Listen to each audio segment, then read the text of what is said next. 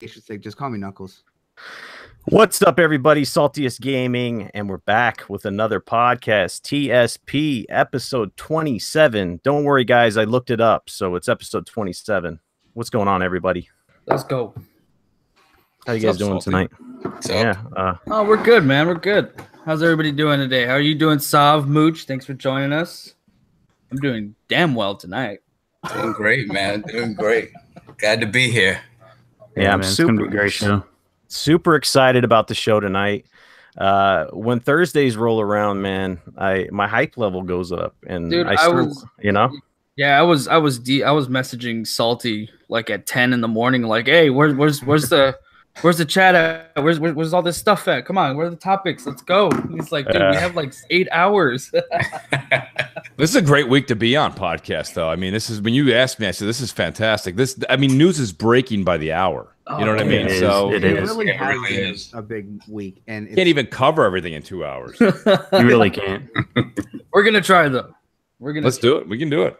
Yeah, so it's a great week, and we have a really good panel tonight, really good guests.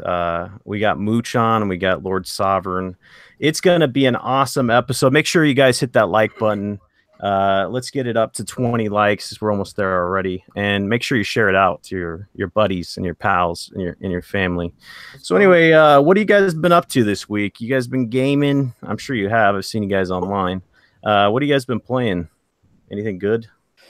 Not much. This week, I've been trying to get through the Call of Duty World War II campaign, and I feel like I'm close, but there's still a lot of plot holes that I'm missing that I feel like need to be covered up. So I don't know where I'm at, but it's a lot of fun, man. It looks beautiful on the X, and then of course PUBG. I can play that crap all damn day, and then Fortnite with you, Salt. You're making me a Fort believer. You're making me a Fort believer. True, man. Well, it's funny. We got to talk about that, right, Saul? Because I saw you were on my show a few weeks ago, and I mean, and if I'm misspeaking for you, you let me know. But I think me and you were in the same camp. That was when we were both, all on PUBG, right? It's true. I made a move over in the past 2 weeks. I'm sitting there. I've had the single player campaign, okay, which was, I mooched it naturally, folks. Just sticking with the name, all right? I mooched it way back when it first came out, but the game was fantastic. It was a lot of fun to play the campaign. All of a sudden, we know the history is all here. Fortnite comes out, Battle Royale mode, the whole controversy. And I said, screw that. I mean, I've always been more of a, like boots on the ground. I like my wartime games to be wartime, okay? So I see them mimicking it. I'm thinking this is goofy. It's childish. It's for kids. So I'm sitting there one night, and we were just talking about this in the pre-show. I've been playing the crap out of Monster Hunter World, but I was kind of Monster Huntered out. I said, let me just see what's going on. And I said, geez, I got 100 hours in the PUBG. What is the deal with this Fortnite game? I go in, I start playing it. This thing's kind of fire, man. This thing's electric. It's got a lot of things involved in it that have the PUBG essences built in. But the thing I like about it the most is the building. People don't like the building. I like it. I gotta tell you, right? Yeah, go ahead. It's not to like about that building. It brings another element to it. So all of a sudden, here I am. I'm fighting. I got Salty going against me. He's coming at me. I build this wall up. And then, people go, oh, you just build a wall up and that's all there is to it. That's not really the case. Because if you don't have the materials or you didn't do that ahead of time, I got news for you, buddy. You're building something that's made out of toothpicks. It ain't going to last very long. So there's a lot to this game, and I think it's got some elements to it. So if you're sitting there thinking it's just cartoony, check it out. I think it's got more than you think. So that I kind of moved a little bit over to the Fortnite. It's not taking over for PUBG, but it's definitely going to be an alternate for different nights. Oh, yeah, definitely. I think one of the best things that I love about Fortnite is the shooting, the mechanics and everything. It's so reminiscent of Gears of War 4 for me that if I pick up a shotgun, it's like I'm wall bouncing in Gears of War 4, man. I'm going nuts with that damn shotgun. So, Native, are you enjoying the shooting mechanics more in Fortnite than PUBG? Here's the thing. I'm more comfortable with PUBG shooting mechanics than I am with the lead time that you have to deal with in Fortnite. I mean, it's eerily similar, but I'm just more comfortable with the guns and the way that they fire, because it feels like there's no real drop off when it comes to, unless you're using sniper rifle, there's no real drop off in Fortnite. And I dig that drop off in PUBG from PUBG. So that, I mean, do you guys agree that it's like, 'cause for us on our podcast, like none of us really play the Fortnite. So I'm anxious to really hear like, what is it about the Fortnite that draws you in? Like, you know, you just mentioned the building and whatnot. And besides that, is it just kind of like the ease of use? Like, is it a lot easier just to jump in and play? Like, Sovereign, let me ask you, let me answer your question by asking you one back, and I can answer for it. What is it that's actually keeping you from starting the game? Because I that was my thing was the goofiness of it. What's keeping you from hitting that's start? Actually pretty much it. Like I like my shooters to be a lot more gritty, and that's it just immediately turned me off because it felt cartoony. Like I do get that the Gears of War sort of reference because it does feel like it has that third person behind the back, like over the shoulder type thing. The characters are kind of bulky, but it's just the cartooniness of it. I'm just like, I don't know, man. And I saw the building initially. Like anybody that I've watched play like Sinister Plan or whatnot, the building is just one of those things. Like it's cool in the moment, and if you're getting shot at and you're just able to build a wall, it's a cool mechanic. But for whatever reason, like I just like the realism of PUBG more. You know what it is? The building aspect of it, Sav. If we're running through the game, we're going through it. All of a sudden, we're getting hit from behind. You've got this thing to jump over. You know, we've got to kind of leapfrog it in PUBG, right? Yep. In this game, all of a sudden, it's Inception. You know what I'm saying? Okay, now all of a sudden, I'm just boom, boom, boom, boom, boom. I'm building this thing, and I'm hopping over the roof of the house. And, I mean, it changes the element. And it's not like you have infinite building skills. So all of a sudden, you're building this thing. You're creating this thing out of nothing, running up it. You come back down, build a slanted wall. Minute you come over, pop, pop, pop, pop, pop. And the funny thing about it is the goofiness of it. When you're watching it on Twitch or Mixer, yes, you can definitely sit there and see the cartoony thing and be like, nah, this isn't for me. When you're playing it, the minute you get into a hostile situation, that corniness is out the window. Now it's survivability. That's it. Your heart beats as fast in Fortnite as it does in PUBG. Believe me. That's another thing. Like, is there the same like sensation of tension as there is in PUBG? Because PUBG, like, just when you're running solo and you're in the middle of a house and you're just waiting on people to come in, there's a lot of tension there. It gets for me, it doesn't feel boring because I'm just kind of always on my toes. Like, I kind of haven't seen that from this. So with the game, I hated on the game. You ask any of my friends, I hated it. Because I got in with Fortnite when it was first initiated, and I was on the fatty Xbox. It was laggy. It was rubber bandy. You know, it just didn't feel right to me. You know, the hit detection felt bad, so I put it aside.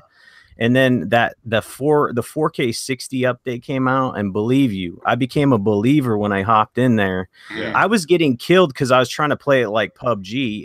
You can't play it like PUBG necessarily, right? The map's a lot smaller. Yeah. Engagements happen a lot more frequently. You see people, so you got to kind of plan that out. They've added more spots to land since the beginning of the game.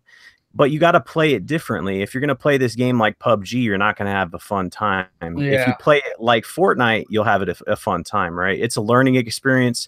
And I cherish the opportunity to challenge myself. I was getting chicken dinners in PUBG, and I was playing it for hours and hours. And I was getting wrecked in Fortnite, like wrecked. But then I was like, I'm going to keep doing it, and I'm going to get better. And I started getting wins. Salty, don't you think it's a combination? You can kind of relate it to the whole Call of Duty Battlefield, and I'll explain myself. PUBG is Battlefield, and I don't mean this in terms of success. I mean this in terms of gameplay. You mean you're crouched, you're back up against like the cement wall in Battlefield. Same thing in PUBG, and you're like team left. Where? Northeast 285. Northeast 285. Yep. That's not what you're doing. I mean, you can call out 285. They have the compass there. Everything's there for you. But really, you're just like, no, it's over there by Tomato Land. That's where we gotta go. And all of a sudden, and you're just shooting as much as you can from as far as you can, and you're having a blast doing it. It's that fast, arcadey feel that we got, that satisfaction in Call of Duty, where you could pick up Call of Duty, you could play team deathmatch for about 45 minutes, maybe get, 6 matches in, and enjoy the shit out of it. Battlefield in 45 minutes, you're getting 1 match. And that's what's PUBG. PUBG in about an hour, even if you have 2 bad rounds or halfway decent, they're half hour apiece. In PUBG, in Fortnite, you could be getting, 15 minutes, you can get 2 rounds in possibly. I mean, it's a faster move. It's an arcadey feel to it. So when people say, I like one and not the other, my question's always like, you really got to keep playing either one you say you don't dig, because both of them are so familiar. And this goes for me too, because I don't play a lot of Battlefield. You know what I mean? I'm more of a Call of Duty. I like that arcadey kind of feel a little bit more. But it is funny. Here I am, tale of two stories. Flip that coin. PUBG to me is and don't forget, it's because we all started there. I started there. That's where I started the whole battle royale. It feels like home, you know? So it took a while to get into this fast-paced, cartoony environment. But I think people got to break their shell on either side and try the other one out. Yeah. Hey, Mooch, now, did friends bring you into it, or did you just kind of go in yourself like, I'm going to give this a shot? I'll be honest with you. In my situation and in my circle, I was the pioneer. I was like, listen, I'm going to try this out. And then when I did that, I brought people in. Now, I have certain people that work with me. They've been buying. See, the people I kind of work with are more of the casual gamer. The way we all talk about casuals, they buy 1-2 games a year. They're always buying Madden. They're always buying Call of Duty or Battlefield. And, of course, Fortnite's free, right, guys? Like, it's the favorite 4-letter word. So everyone's digging it. Everyone bought into it. They got it. So they're telling me they're playing it. So they were always talking it in my ear. But then I was the one that was kind of like, all right, guys, let's actually do it. Let's play the game. And and I'm the one. And listen, I'm not going to blame them. I'm blaming myself. It took me too damn long to get into it because I was like, no, it's PUBG or nothing, you know? And I kind of loosened up a little bit and said, no, we got to go try this out. And I'm telling you right now, it is a blast. It is an absolute blast to play Fortnite. You know, bravo to Epic for what they put together. Oh, it's yeah, true. definitely. And I saw a tweet by Aaron Greenberg, and it's pretty genius, honestly, because he's like, people were asking him, do you like PUBG more or Fortnite? And he's like, why not have them both on Xbox One, right? That's the marketing line, man. That's that free Unity candle on everybody's desk. You gotta do it. So, you know, if you're on Xbox One right now, you got both. You got both options. So take advantage of it for sure. This Battle Royale thing, it's a phenomenon. It's crazy right now. Last night, I think Drake was playing with Ninja on Fortnite, and they were breaking the internet. Had like over 500,000 concurrent viewers on Twitch. To give you an idea of what those numbers are, I don't even know if Twitch gets 500,000 views with all the video games they stream on a daily basis. So it's crazy. So this is a phenomenon for sure. It sounds like we've all been playing, you know, some good games, but we'll get into the intros without further ado. Our first guest, he doesn't really need an intro because, let's be honest, he's one of the most entertaining guys in the community right now. He's on MNC Mornings and Xbox Nation and Crossfire and the newly started Coin Slot Saturday. He's a good buddy of mine, Mooch. Thanks for being here. How's it going, buddy? Buddy, it's been great, man. I appreciate the invite. I really, really do. And I know that sounds like quite the resume I've put together there. But, you know, to be honest with you, I truly enjoy it. So probably the number one question I get asked all the time is, you know, how and why do you do so many? I love games. Been gaming since I was extremely young. You know, and it's a learning process. You know what I mean? There's a lot to learn in the industry. The industry is always evolving. And I think tonight's subject, it couldn't be any better of a setup. I mean, what you're hearing out of Microsoft's camp, what's going to be coming down the pipeline, to be a part of these conversations and have a podcast with you, fine gentlemen, have the ones that I run, and to be able to even do the ones with crap that we do with MNC Mornings gives us a chance to express ourselves and be comedic a little bit, have some fun. And then the Coin Slot Saturdays that I get to do with JKB, you know, that's just his link to some of the great people in the gaming industry that I've been able to sit down and talk with in the past month has been mind-blowing. The greats of Victor Lucas, Rich from Review Tech. We've even had on Jake Baldino on last week. These are guys that are knee-deep in the gaming industry, and they talk to everybody. And I get a chance to sit there and absorb a lot of this and ask a lot of the questions that a lot of people keep wanting to hear. So it's been fantastic, and you just keep learning every time you sit down on a podcast. So I'm looking forward to what I learned from you guys as well this evening. Awesome. Well, we'd like to get a quick, brief history of your gaming, you know, experiences, like where you started and up to the right now. Like, what system did you start on, and to get you up to Xbox? Okay, I'll give the short version. So basically, I mean, I started with Coleco. Now, take it easy. I'm not that old, all right? Relax, everybody. I'm saying it was in the house. I'm not saying I was dominating it. So realistically, it was NES. NES is the real claim to fame, and I still have that actual same console in the house right now. Definitely, you know, console wars have gone on since the beginning of time. One of my first things I always said was people always saying it's awful, it's this, it's that. Remember, console wars are kind of what spikes sales. You know, the industry says they don't like it, but while we argue, debate, in a healthy way. Okay, in a healthy way. What that does is it promotes sales for both sides. So the console war back in the day was NES and Sega, right? It was Nintendo and Sega. Sega, a big thing that was just unbelievable. It was something that it was like adding a Mentos to a Diet Pepsi. Man, Genesis it was just right. Nintendo don't exactly, and believe me, I was also on the losing side of that whole thing. I mean, I was right. I was on Nintendo, and all my friends are Genesis fans. Sure. So I don't know how the hell that happened, but anyway, so there you go. That was a lot of fun. Kind of went through that whole thing. Did the N60, SNES, N64.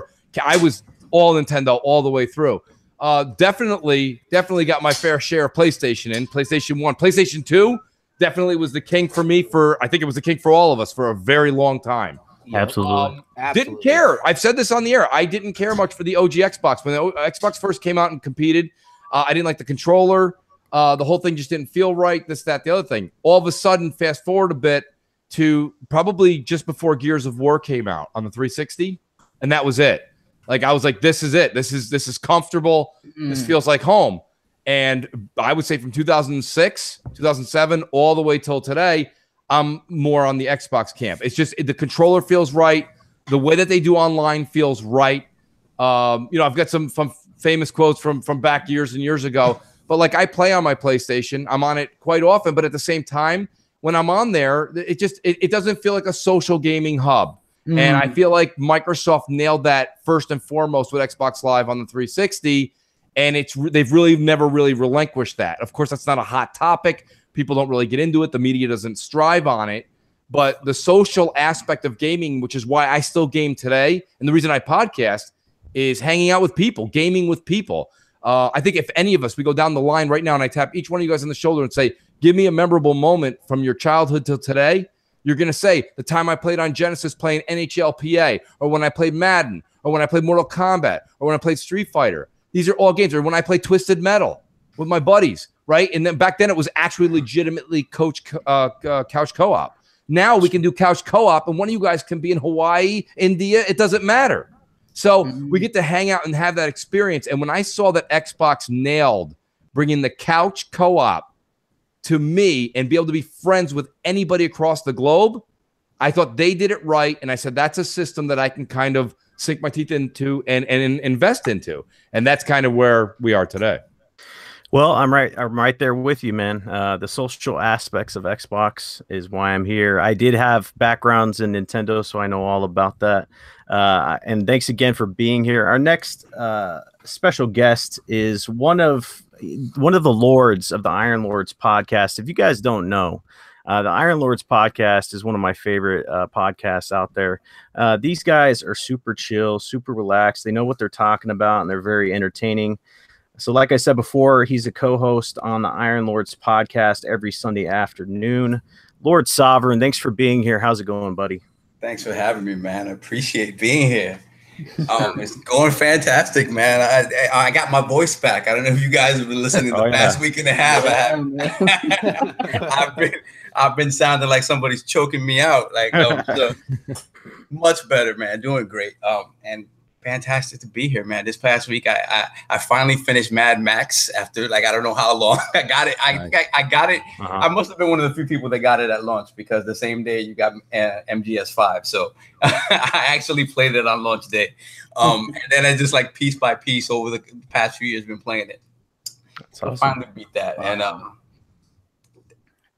very nice. Awesome, dude. How was the story? So what's your gaming history briefly? Where'd you start off, my friend? Wow, so I am old, and I think and that's I'm okay. older than Mooch. So for me, I had first system in the house was the Atari 2600, but I had access to Intellivision, even Magnavox Odyssey, all of that stuff I got to play. So but yeah, it was the 2600, and that's what really just got me hooked. And then after that, I was a Sega kid for the most part. After that, I got my Master System, and what brought me to the Master System is funny, because my dad, he took me to Sears before Christmas, and he was like, take your pick, one or the other. And we had the NES there, and we had the Master System there. So Cognito, I went to school with Cognito, so Cognito had the Master System. So, but I was still kind of pondering the NES. And then the guy behind the counter comes in. He says, "Oh, wait, there's an offer for the Master System." Ooh. And it was to get, you buy the Master System and you got Double Dragon, the real version of Double Dragon, 2-player co-op, unlike the NES version. So the arcade, quote unquote, perfect back in the day for back then.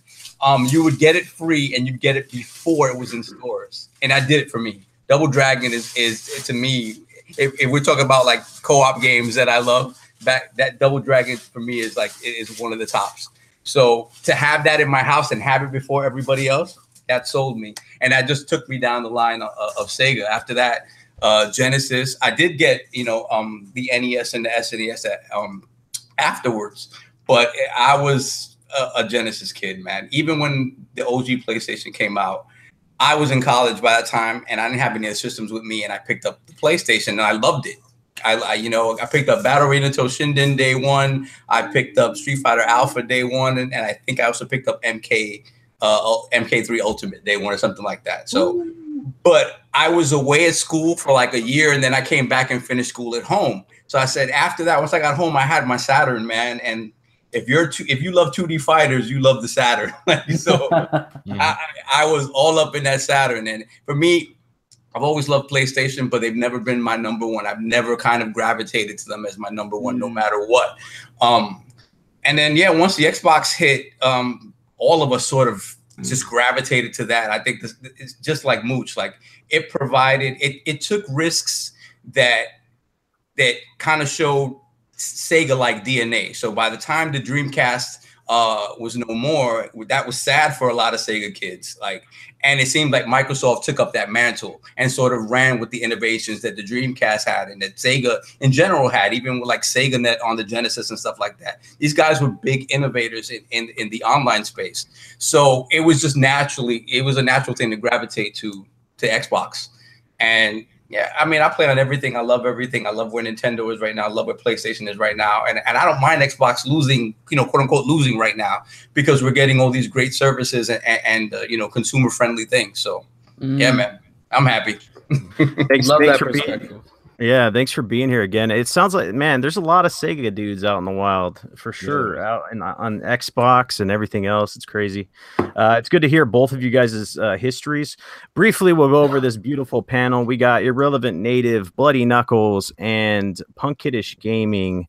Native, how's it going real quick, and then we'll get into topics. Yeah, man, it's been going good, dude. Just got out of work, came straight home, set up the laptop, set up the mic. Got the kids situated. We are golden. Let's get into these topics, man. I'm excited. Thank you again, wow, I'm a fraud. Thank you again, Mooch and Lord Sovereign, for joining us, man. Appreciate it. Thanks for having us. Yeah. Knuckles, how's it going, buddy? Hey, what's going on there, Salty? It's good to be back. Like Native there, just got off work, all set up here. So it's nice to be comfortable from home, and it's good to finally be on the show with Sovereign and Mooch. And I'm excited for tonight. So let's do this. Let's do it. Hey, Punk Kiddish, welcome back. I know you had some personal issues, and I think you were at Universal Studios and some other stuff. Thanks for being here, buddy. How's it going? It's going good, man. It's a lot better. Went from a sweet vacation. That's why I missed the first week, and then some unfortunate family events happened. That's why I couldn't be here last week. But I'm glad to be back, and just to come back and have this panel is amazing, man. Let's get it. Sweet. All right, man. Let's get this popping. It's gonna be a fire episode, like Mooch said, like everybody said. We have some amazing topics. I want to start with something off the rails here. Ready Player One is a movie that's going to be coming out. It's going to be coming out March 29th. The reason why I want to talk about it is because video games and movies are entertainment medias, and they're available for people to partake in.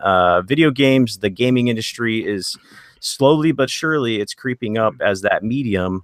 The budgets are creeping up. The amount of revenue that comes in based off of these blockbuster games is creeping up, and they're going neck and neck with movies. But when it comes to the crossovers, when gaming wants to meet movies, generally it's a fail. Like we have plenty of examples. The the Warcraft movie, you list them off. They're all kind of cheesy and they don't do well. But this movie is based off a novel, and Steven Spielberg is going to be producing the movie. Are you guys excited for it? Do you think this can buck the trend? Do you think this can finally put a gaming movie in the spotlight and to be critically acclaimed. Anybody could jump in. Are you guys excited for this movie? I'll Simon, you want to take it? Oh, okay, yeah, sure. Yeah, go ahead. For me, I'm gonna be honest. I know a little bit about the story of Ready Player One, but I'm not necessarily excited for it. And I think that just comes from the fact that being constantly disappointed. Like, I'm a big Assassin's Creed head, and I was hoping, the movie, was it last year or 2016? I was hoping. I mean, you have Oscar-winning actors. I mean, you have production value, and it's just they just don't get it. And I just saw a few reviews for Tomb Raider. I'm still gonna go see it, but again, it's just one of those things where they just don't seem to get it right. And the thing about this movie is, and it should speak to me because there's a lot of nostalgia in it, right? For an 80s kid like me. So honestly, I'm not super excited for it, but that doesn't mean I won't be surprised by it. So I'm hoping to be surprised by it and liking it, because again, we've been defrauded so many times. Yeah, true. It's true. Yeah, we've been duped a couple times, man. Yeah, I was gonna say you're hurting over that Assassin's Creed movie, man. Damn. I couldn't watch it. I was like, man, you're killing me, man. As a matter of fact, they just in Origins they put up the costume for the character that's in the movie. I'm like, I don't want that, man. You're like bad memories. Yeah. I'm not trying to relive that. But you know what's funny, Sovereign, is I know where you're coming from, and I definitely understand how you feel, because that's how a lot of people feel. I'm actually in the opposite camp, because I've read Ready Player One, and you got to think, first off, is that the author of that book was a massive nerd. He was probably a massive nerd, and his entire book was an homage and love letter to all things of that genre and culture at the time. You know, there's literally a long passage where he talks about the main character's his avatar's literally his ride is a DeLorean, and he talked all about the DeLorean. And Steven Spielberg is one of the people and visionaries who helped bring those movies to life back then. And not only are we seeing a lot of references to those classic movies, because I'm young, right? I was born in the 90s, but I loved everything from the 70s, 80s, all that. We're seeing a lot of that come back. That's hitting a lot of that nostalgia, but also stuff from the early 90s and thousands that Steven Spielberg was involved in, and a lot of big things from pop culture now. Like they had, of course, Tracer in there. That's a big one. Then they had the entire battle scene with all the Spartans running in there. There's so many different little references that make it worthwhile. And this one is staying true to the book. They're not trying to stray off. And the big complaint with the Assassin's Creed movie was that visually it was exactly what you'd expect. Narratively, it was not, because of the fact that the writers don't understand what makes some of those games well. They didn't pay attention to the story. It had the essence, it just didn't have the life from the story. That's the big part that killed Assassin's Creed. The thing about this movie that really, this is coming at the right time right now, and this is not to get to what's just in the news now. We all know this. We've all just gone down our credentials. We've been playing for a very long time. Video games has always had a stigma around it, right? It's always usually a negative connotation. It's something that wastes your time. You could be reading a book. You could be building a building. Who's doing any of that? But this is right. But this is a great time for this movie to come out, because this puts a positive emphasis on gaming. It does a couple of things right. So it puts that positive spin on it right now. So when people think video games with this, hopefully they think something positive. Number two, it's going to give something like the VR space maybe a fresh breath of air, because I have not read the book, but what I can tell you is it definitely takes place with somebody putting on these goggles, right? These VR goggles, and then you go into this alternate universe that where things happen can become real. That being, that's an amazing thing right now, and I think it's, like I say, it's a positive thing to look at right now. Let's take it a step further. Steven Spielberg couldn't have been the best guy ever to be asked to do this. He took something like Minority Report, okay, and took something that probably could have been utterly a mess, an absolute mess, and he made it a masterpiece. And he looked at things that we now do today with touchscreen. Yes, it's a little still far out there, but when you watch Minority Report in 2018 versus when it came out, that's not so far-fetched anymore. When we first saw Tom, right? It holds up. But he was able to take something that was so out there and bring it to reality. All of us that have PSVR or Oculus, okay, anything like that right now, which most of us have at least tried it, even if you don't own it. When you watch this kid put those goggles on and go into that alternate universe, and that happens, and this is where people you can see are going to these cafes and kind of going into that world. This is not so outrageous. That's why I think a lot of gamers are going to relate to this, and I think Sovereign's going to actually dig it. I think you're going to like this movie because I think this is going to be a movie a lot like when we were younger and watched something that was far-fetched, far out there, and we kind of dug it. This is going to bring back that childhood for me and him. And I think for someone like Knuckles, who's still younger, is going to be like, wow, this is eye-opening because we haven't seen a creative movie come out like this in a long time. Look at everything we go see. We're lined up for Star Wars 8, okay? We can't wait to watch Jurassic Park again, they're calling it. We've seen all of this nonsense over and over again. When was the last time, except for a thriller, that you went and saw something that was creative genius? You know? I mean, I even think, honestly, I think Kanye said it best. He's like, anybody make real shit anymore? Anybody make anything? Nobody makes new shit anymore. Nobody does anything. True. Like, we got to get real here. You know, this is something refreshing. And I, just coming from a sci-fi world, and I'm not always into that. I mean, I like the biographies. I like things like that. I like documentaries. I like all that stuff too. But I mean, sometimes you want to have something where they reach far out there and bring something back. And I think all gamers, I don't care what system you like, I don't care what era you grew up in, because if you grew up when me and Sovereign did, we wanted that life. We wanted to be able to see that when we were kids. And you got someone like Knuckles right now who's younger, who's kind of like, you know what? I think I can reach out and touch that life. And let me tell you something, that's still a ways out, this movie. But let's be honest, the fact that VR is in people's homes right now, that's utterly mind-blowing. Yeah, no, definitely. I was telling Salty, I think it was last week or 2 weeks ago, that my wife actually tried out VR for the first time when we were at the mall. They have these little stands there, and you sit in this little pod, and they put a VR headset on you, and the pod is motion censored. So as you're moving through, the pod's moving with you and what you're seeing and everything. It rumbles. I mean, we're not far off from where this movie's taking place. We're really not that far off. I mean, as far as you want to get into specifics with the bandwidth and all that other stuff, yeah, it might be, but visually, it's right there. It's within reach.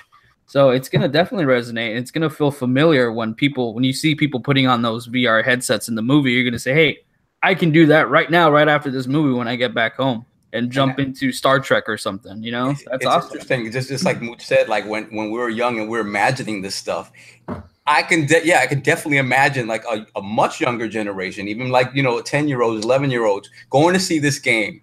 This movie, and kind of being in awe of it, and then wanting to try these other things that they haven't had access to VR, and the fact that they can be so close to the actual experience and have something that's even a reasonable facsimile of what they see in that movie. Yeah. It's crazy, because for us back in the day, it was pure fantasy. Like if that movie would have come out 30 years ago, it is pure fantasy. No way in hell any of that exists or is even feasible. So yeah, I can see how it can be really impactful. And we went crazy with the Wizard. Remember that? With the and that was and we knew the glove was coming out, and it was still crazy. Oh my Lord, the glove! And then when you saw Super Mario Brothers 3, oh man, there were people cheering in the theater. Yes, they were. Yes. You know what's even funnier that is, especially when you bring that up and you think of where we are. Look at what Microsoft is doing with their augmented reality or their mixed reality, right? That's something that has been talked about for years, especially if you're a big Metal Gear fan. Augmented reality is how you see all the stuff on the screen, right? And we're starting to see that where there's another world within our world all through that headset. And they showed it off with the Minecraft demonstration at E3. What was it, last year or 2 years ago? We're pushing so closer to that world more than anyone thinks. And the fact that it's a reality soon is just mind-blowing. Yeah, it should be interesting. The reason why I bring it up is I like Spielberg as a director. I just want this medium to go into I don't know, some kind of area that we can actually rely on these video game movies to be something that we want to pay our money to go see, and they're not going to be these flops. And I think this is going to be a start. From the reviews that I'm reading, Spielberg is up to his old ways. It's innovative, it's original, and I think it's going to be something that we can all attach to because we're all gamers here. But enough for that topic. We'll move on to the next one. So Sea of Thieves is coming out next week on 20th of March. I don't know if you guys have heard of it. I'm sure never. I'm sure you have. It's a multiplayer co-op focused game. Let's be honest, right? That's the meat and potatoes of this game. There's not really a story. You got to make your own story, and it kind of spurred my thought process, right? Co-op games. I'm really all about co-op games. I'm on the Xbox ecosystem because I love being social, playing with my buddies, playing co-op games. I did a poll on Twitter actually, and I was asking people out of 4 games, what's their favorite co-op experience in a video game, and I put Borderlands, I put Destiny 1, Left 4 Dead, and Diablo. Borderlands 2 got 30% of the vote. Destiny 1, 12%. I think people are still kind of salty about Destiny 2. Left 4 Dead got 36%, and Diablo 3, 22%. These are just some of the examples of co-op games. Yeah. I forgot to mention that I wanted it to be online co-op games because there are couch experiences, but I don't know, man. Co-op games are the medium that I like to do. I like to play with my buddies. So let's talk about this. What is your guys' favorite co-op game of all time and why? Let's start off with Native. I'm gonna throw this out there just because it was very close to me because I had my little brother there. And this was around the time he had actually gotten his open heart surgery. And so he was bedridden for a couple months. And I was, always right there next to him after school. And I would just see him kind of bummed out. And we would go through, we went through Army of Two. And that one, I mean, just that co-op, that co-op experience that Army of Two gave you, or gave me at least, it was just amazing. I mean, running through, covering over each other, the back-to-back sequences. I mean, it was just amazing. I loved that damn game. I still love it to this day. The sequels I didn't really care for, but that's probably because I didn't play them with my brother. But yeah, Army of Two's got to be it for me. Nice.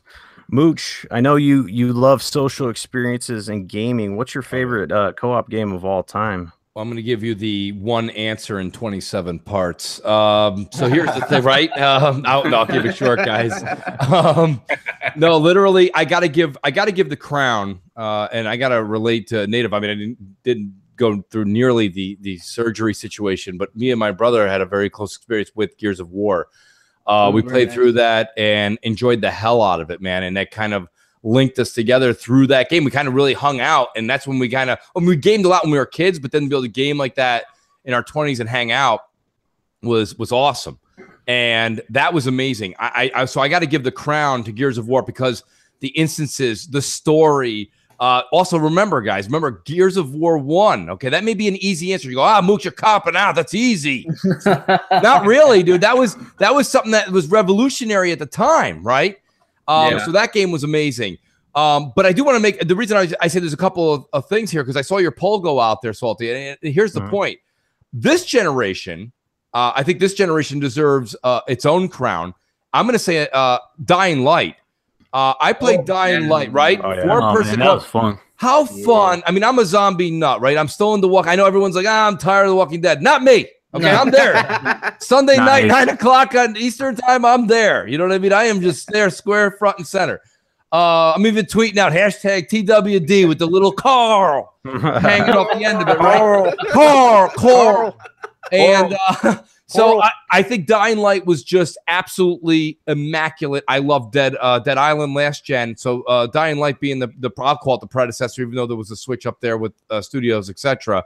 And then the honorable mention goes to Borderlands 2. Oh yeah. I mean, Borderlands 2 had the writing it got the group that we were all playing, got you to laugh at the actual material. It wasn't necessarily, the whole boost with that game was the 7 million guns. Let's be honest. It was 5 guns with 65 million different attachments. Right? It wasn't that big of a deal. Yeah, I see you. Hey, could you say that Borderlands was the first to do what No Man's Sky did with their 80 quintillion planets? Oh yeah. Oh man. They did. They really did. But you know what? They still wore it better. Okay.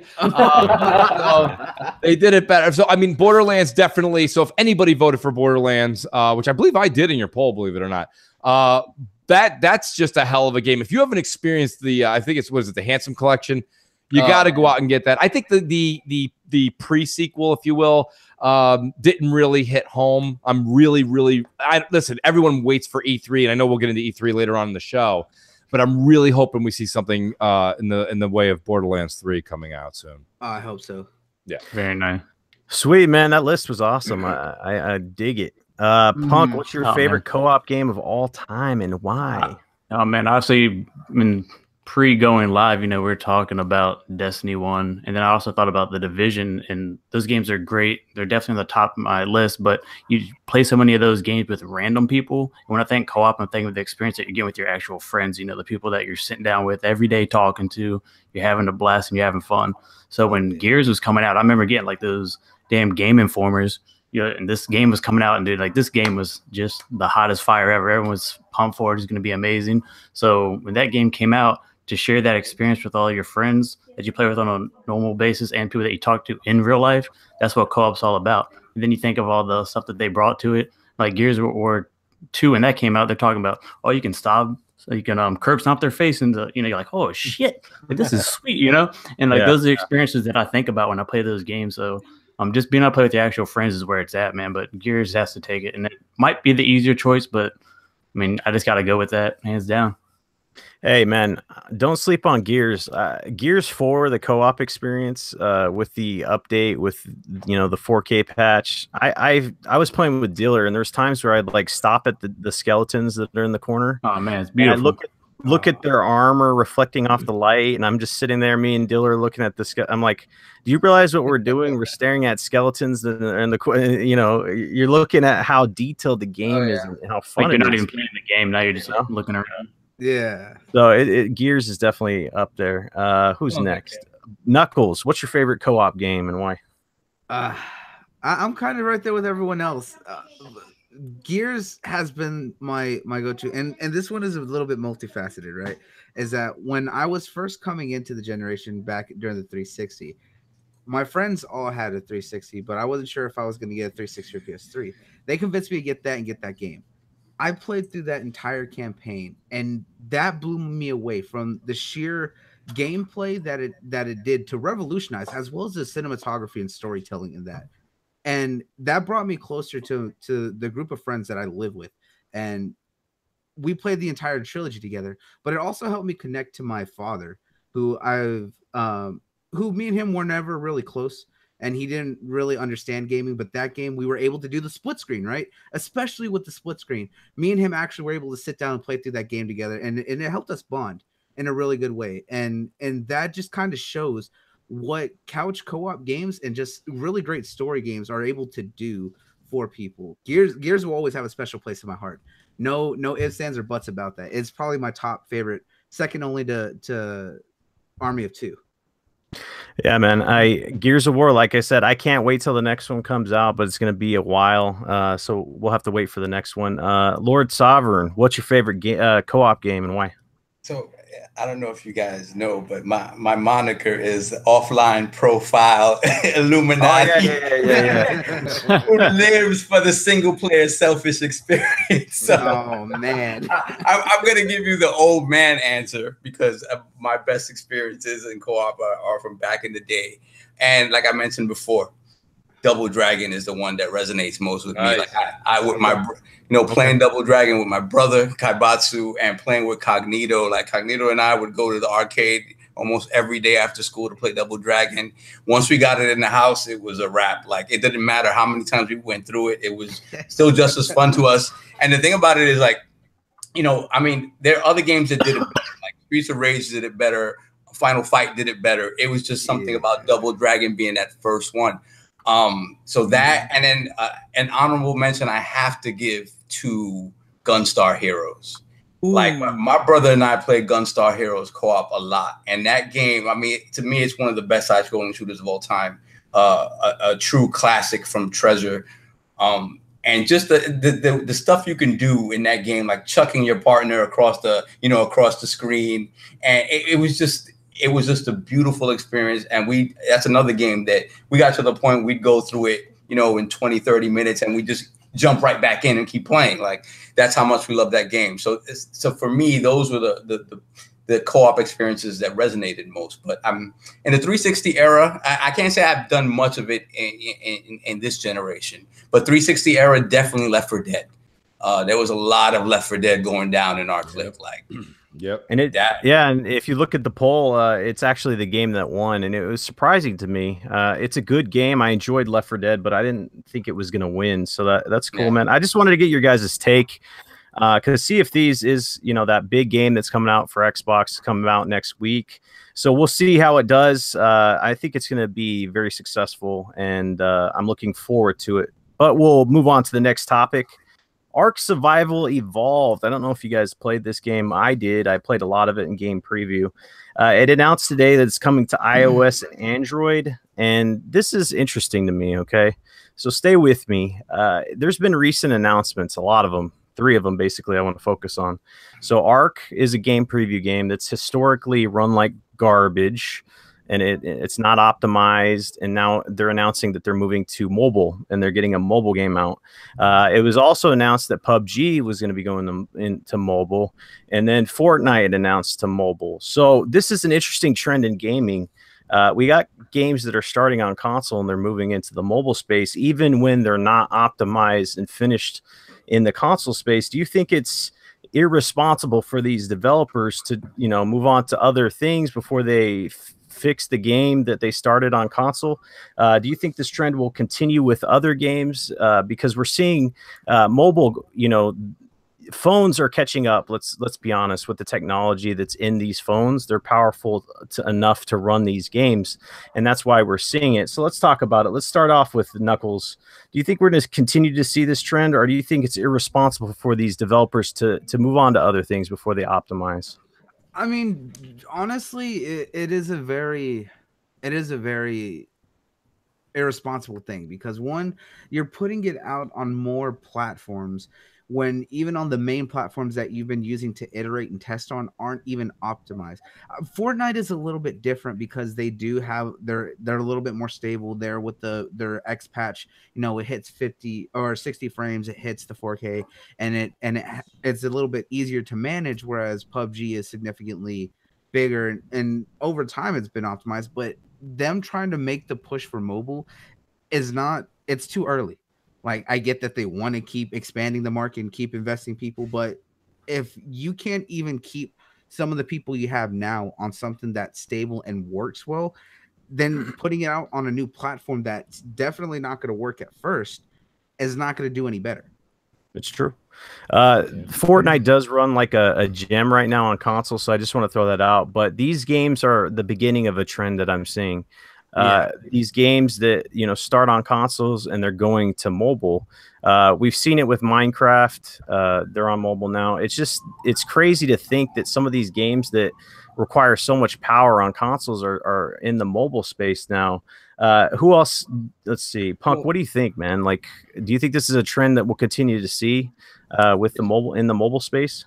It's just going to continue to be a trend because, as much as we don't want to admit it, man, the mobile market is huge. There's nothing you can really do about that. And then when they're porting these games over, you're not getting all the nooks and crannies of anything from a console or a PC. So it's going to be a lot more smaller based. But the trend's going to keep going, man. The mobile stuff is huge. We don't want it to be because we want to stay on our consoles and PCs, or so be it.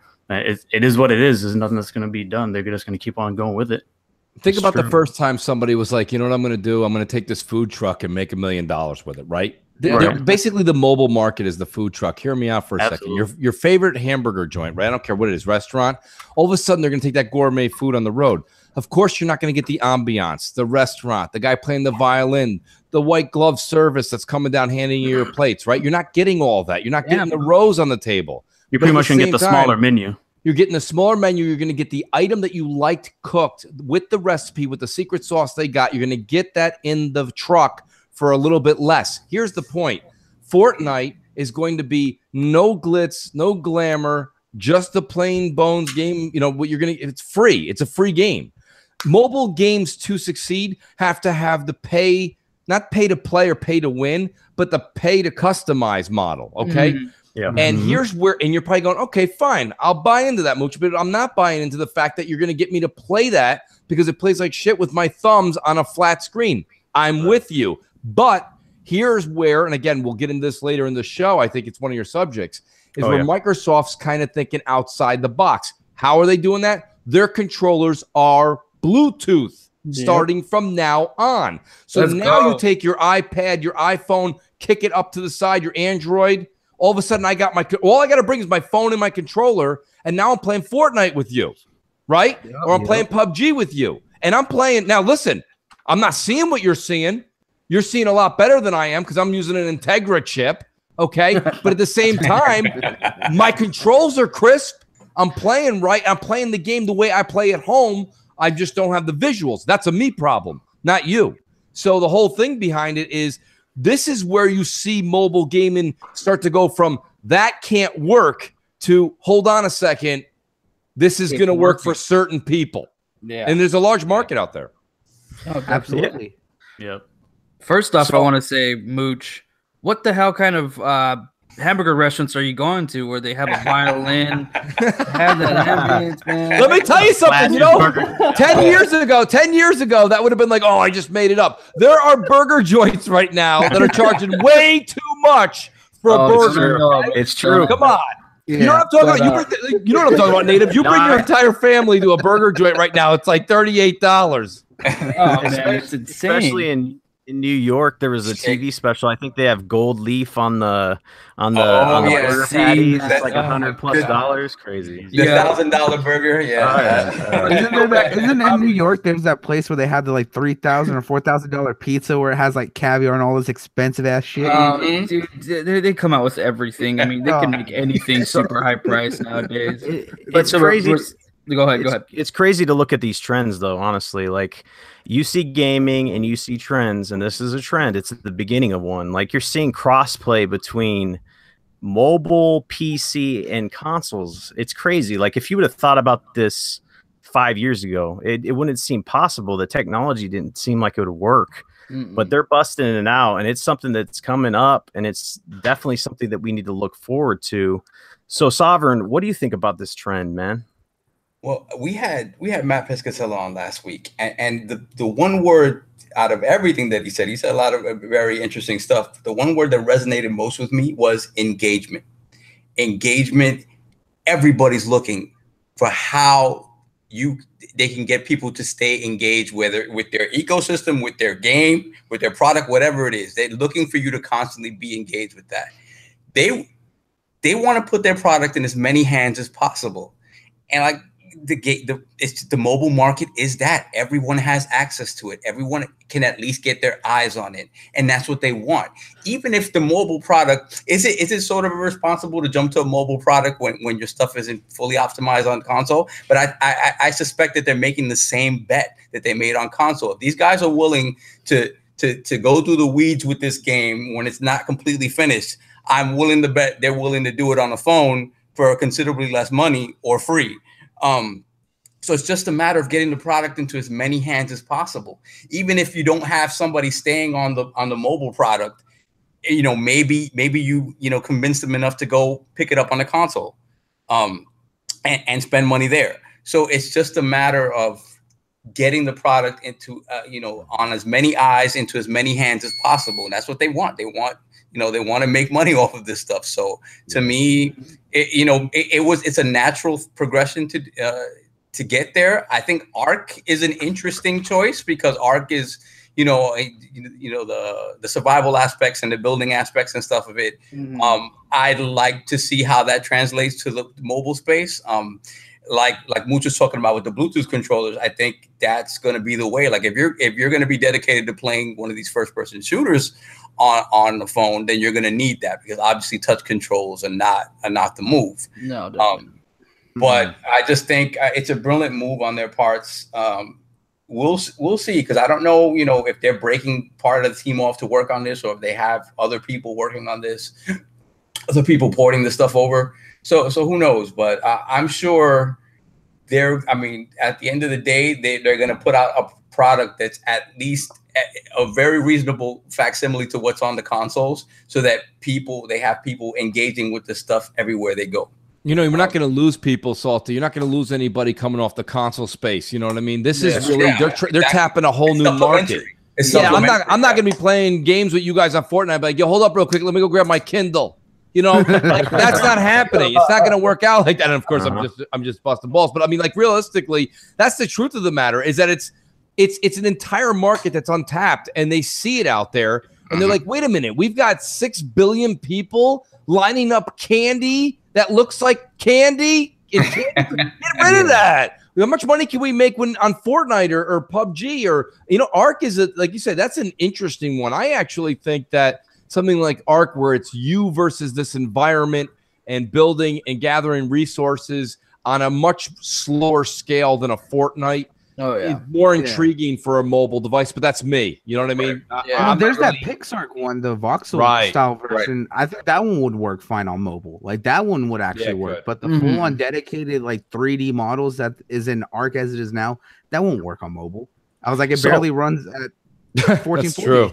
That's true. So let's talk about Microsoft's vision for gaming. Okay, so 2 billion gamers by 2020. Microsoft wants to reach all of them. They promoted Phil Spencer from his position that he used to have to the head of gaming. He's overseeing gaming. Just so he's going to be sitting at the table with all the executives that make all these decisions with Microsoft. Microsoft gets hammered sometimes because they do things out of the box. It's not traditional. It's not things that people are used to, but sometimes they see the trends before they actually happen. You see this with the Kinect. They're kind of ahead of their time, unfortunately. They saw the trends there with the digital media. They have these people out there, these analysts within the company that are forecasting some things. And I'm seeing some trends within Microsoft that are interesting. Speaking of this mobile gaming thing, mobile gaming is gaming. Phil Spencer talked about it. Gaming on mobile, PC, Xbox, it's gaming. So they want to, there's going to be 2 billion gamers, and I put exclamation points around them, by 2020. So Microsoft wants to reach all of them. So they're going to be starting this game streaming service. They acquired PlayFab, and they're starting a cloud gaming division. So you're seeing all these things, these signs and these branching out things. There's a lot of Xbox gamers that are offended that Xbox is not focusing solely in the console space, and they feel like they're just going to leave it behind, which I don't believe at all. But let's talk about this situation. Is Microsoft seeing the future, and are they making the right moves to go forward to help the company? Or are they doing a misstep? Let's talk about it, Mooch. What do you think?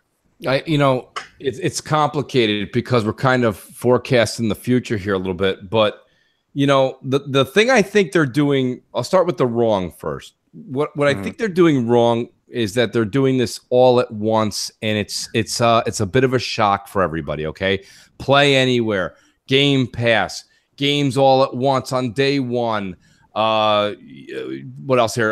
The concept that you just were talking about, basically saying this is going to become an Xbox app, and then 2 sentences later they're like, but don't forget, we're not going to forget you guys, the console guys.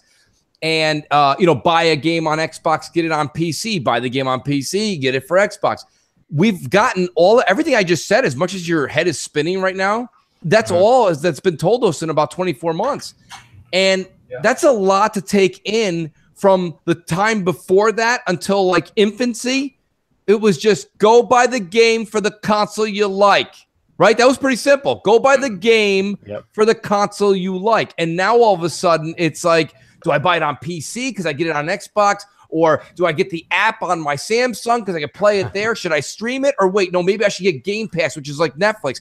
What I think Microsoft is still not doing right is marketing. That's what they're True. not doing right. Yep. If you have these things coming down the pipe, introduce them as we enter the pipe. Not now when it's still something that we've all been in ThinkPads, right? I don't care where you work. It doesn't matter what you do. You've been in a situation where people are like, listen, can we all get together around this table, come up with an idea, or this isn't working, what are we going to do? They've come up with a good idea. They're past all that. But the minute they get through it and they're in the work, because the article said that they started putting these groups together last summer. Why are we talking about it now when you're trying to sell you're doing 2 other sales pitches to us with Game Pass and other things? So this is just a confusion factor. Now, the positive side is anybody who knows anything about technology knows that it's going at the speed of light, even more than we used to say 10, 15 years ago. It's literally at the speed of light. And Microsoft coming out and saying we're innovative and we're moving this way, that's a good thing.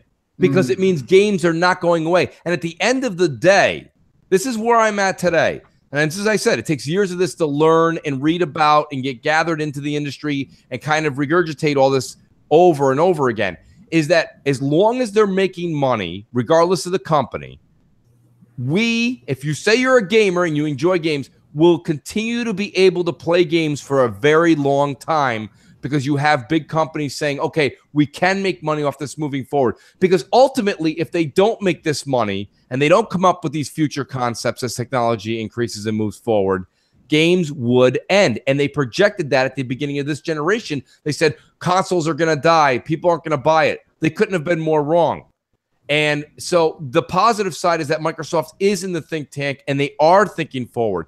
I just wish they would attack one thing at a time, be specific, sell the product at hand. Right now, you should be concentrating on getting your first-party exclusives in line, in order, getting Game Pass ready with some third-party games in there, right? Like, you want to call it like Netflix. You know why you guys like Netflix?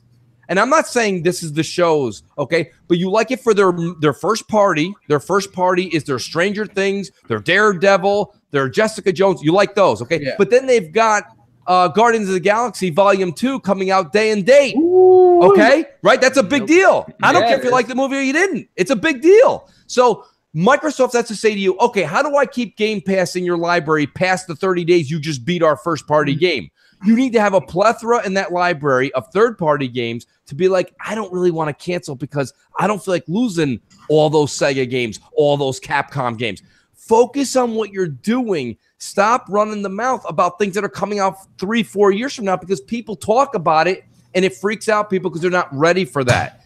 And I know I'm rambling here. I apologize for the Mooch rant. Go for it, man. No, I like it. But we all freaked out in 2013 when we heard DRM.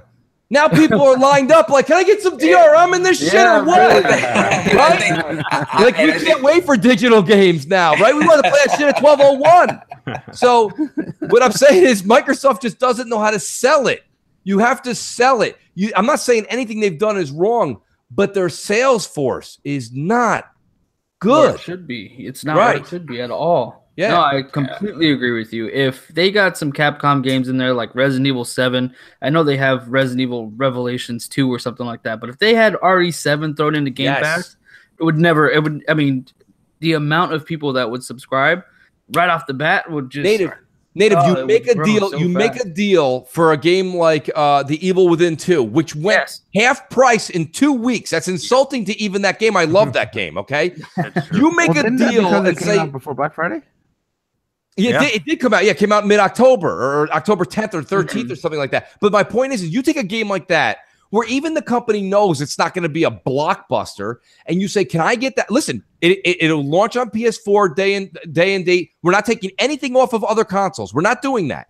But it goes Game Pass, and every time somebody downloads that game, just like games with gold, they get a royalty. The publisher / developer, they get a royalty, which is more money than they're going to get from the physical disc, okay? By the time everything passes through the 85 hands for a physical disc, they're getting bupkis. This is big money. So you say every time it's downloaded in Game Pass, and that game it holds its value. It will hold its value, and it makes Game Pass worth a gold. It's like the golden ticket. Yeah, no, it makes Gold Pass viable to people because, like myself, I haven't played Evil Within 2. Right. So if they had something like that, if they did grab Evil Within 2, it'd be there's a year right there. I know it's going to take me about a year to finish the damn game because I don't finish games anymore, man. It's killing all my time, but it's getting harder and harder. It's true. Something that I want to focus on is it's not what Microsoft is doing necessarily, it's how they're doing it and how they're displaying their message.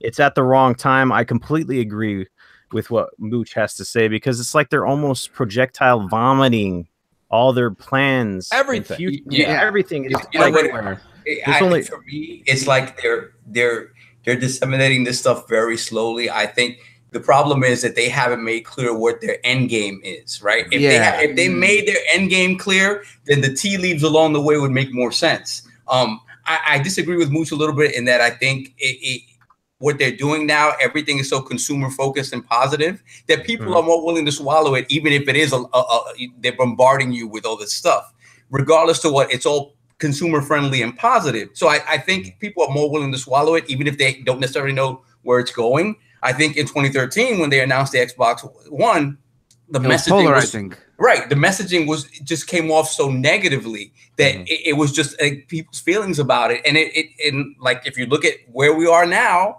we're pretty much what they were touting back at. That's right. We're there. We're there. The only, besides that, that weird used game DRM thing, which that was ridiculous, which was made up by the media, basically. Exactly. But beyond that, we're right there where what they were trying to sell us back in 2013. Both consoles are essentially in the same place. So it's just one of those things where they tried to tell you what you wanted before you were ready to accept it. And in this instance, I think with all the stuff they're doing with Game Pass and with the cloud gaming and stuff like this, and the first party games in Game Pass day one, all that stuff is positive, so it's a little easier to swallow. But again, we don't know what their end game is. Sovereign, here's the thing, though, Sovereign. You're not wrong. You're not wrong in what you said at all, okay? And they're killing them with kindness right now. You're right. They're doing it right. They are doing it PR-wise. They're on top of their game on the PR front. But here's the problem, okay? The minute you step out of the hardcore realm, I have people that I call hardcore casuals. I know it sounds like an oxymoron, but you got to hear me out. These people play games all day, right? They play every night like we do. Only problem is they don't play Monster Hunter World. They don't play Evil Within 2. They just play Call of Duty, Fortnite, you know what I mean? Madden, right? But those are a lot of my friends, my true friends that I've known growing up. They're still playing games religiously, but they're not playing the games that we get in depth with. Now, hear me out. The minute I go in there and I say Game Pass, they're like, God bless you. They don't even know what they're like. What, did that man just sneeze? They don't know what's going on. They don't know what Game Pass is. So what I'm saying is, it's not what they're doing is wrong. I'm on board. I'm on board with Game Pass all day. My whole thing is slow down, preach it, sell it correctly, because you're throwing so much at people. People right now don't know if they should go build a PC. They don't know because you can get the games right. You can buy a PC game, get an Xbox, get a PC. Or should I get Game Pass? Should I be a part of that? Should I buy these things individually? Take your time. It's not that they're doing it wrong, Sav. I think you're right. But the whole thing I'm saying is, I think you're definitely you're frustrating the hardcore and you're confusing the shit out of the casuals. But I think part of that is the fact that I think their ultimate end game is something that they know we're not necessarily ready to hear, especially if you're an Xbox head. Because for me, my ultimate feeling about it is that they realize that on a global scale, they will never have the appeal that PlayStation has on a global scale. Right. Yeah, that's right. Or Nintendo. Yeah, you just look at Japan. So to me, their feeling is long term, Xbox is going to be this ubiquitous thing that's going to be on everything. They're still going to give you hardware. They're going to if you want to play on Xbox hardware, I think it's going to be there. I think Phil has stated that he's committed to that. But I think Microsoft's take on the Microsoft in general, not Xbox, their take on it is, okay, we want to find a way. If we can't do it in the console space, then we have to find another way to sort of rule the world. Rule the world space. Yeah, that's true. And to me, and that's a future that not everybody's ready to listen to right now and hear about. Because it's scary, because it means in a way you're saying that you're kind of lost, right? But at the same time, you're saying it leaves people up in the air about, am I getting my console from them anymore? I think you are. I think if anything, if there's a trade-off there, Phil says, you know what? Let me keep making my consoles, and my bespoke stuff for the Xbox guys. And I promise you, we're gonna get Xbox into every home in some way, shape, or form. Think about this. You really? I got a question for Sav. Real quick. Actually, the whole panel is just that we were having an issue when before the X came out. We were sitting here and we're like, wait a minute, what happens if PUBG is actually going to be 60 frames on the X and it's only 30 on the S? That's not fair. There's a disadvantage. There's a this, there's a that. All of a sudden, now we're talking about in a few years, hypothetically, in a few years, we're going to have an Xbox 2 that's going to knock 4K 60 out of the park. It's going to be easy to handle that. Easy, right? But we're going to have an Xbox app that's streaming the same game that we're playing against somebody that's twitching out like crazy. My whole thing is, right? So we're freaking out. We were freaking out 6 months ago about that. And Microsoft was kind of mute about it. And now all of a sudden we're like, wait, in 2 years, we all know in 2 years, as much as I said technology is moving at the speed of light, which will make the capability be there for this. We know that somebody that's playing on their Samsung that has an Xbox app can't compete with me and you that got the box hardwired, plugged in with the machinery, rendering this thing like turbo. You know what I'm saying? So my whole thing is that you're right. The same problems we had in 2013 are now not a big deal. And what we had 6 months ago doesn't seem to be a big deal. But this is where that confusion factor comes into place. You know what I mean? And that's where I think here's what I'm saying. If they're going to do this, which they're going to, do it. But we don't gotta talk about it right now. We didn't know that McDonald's was coming out with the McCharge Deluxe 3 months before it came out. I just showed up and I said, I'll take it. I think even more than that with the Xbox app being everywhere, whatever, because there's real bandwidth issues to discuss there when you're talking about even 10 years down the line, how these big games are going to be pushed. That's right. That's true. To me, if PlayStation and Xbox, they have to look at the success that Nintendo's had with the Switch and that form factor. And we talk about engagement again. How do you keep people engaged in your ecosystem all the time? Nintendo figured it out by just giving you their core system on the go. And to me, I would not be surprised if these consoles continue with this sort of iterative, mid-gen refresh thing where we're constantly iterating and not necessarily just stopping a generation and going to the next one. I would not be surprised that at some point, whether I don't think it's going to be in the Xbox One life cycle, but whatever comes beyond that, at some point, if we start getting 4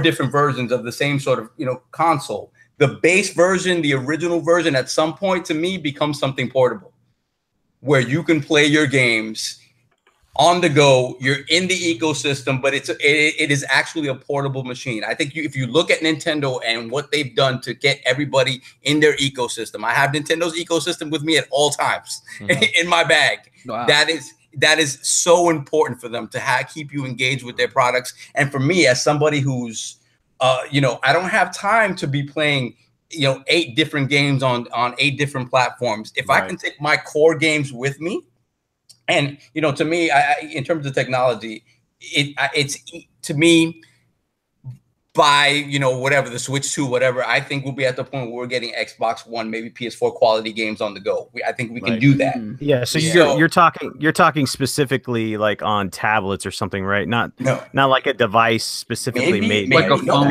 Maybe a bespoke device. You just never know. If people really want a gaming console on the go, and it's something again. It's all about options because there's one thing that Microsoft really is doing right now is that they're giving options all over the place. Absolutely agree. Cloud gaming may be viable for some people, not necessarily other people. Some people may just want a game at home on their console, and that's fantastic. I'm the type of person that I would love to be able to have a bespoke portable Xbox console, play my games on the go, and then when I get home, I can play them in 4K 60, on my powerful machine. But I'm still in the same ecosystem.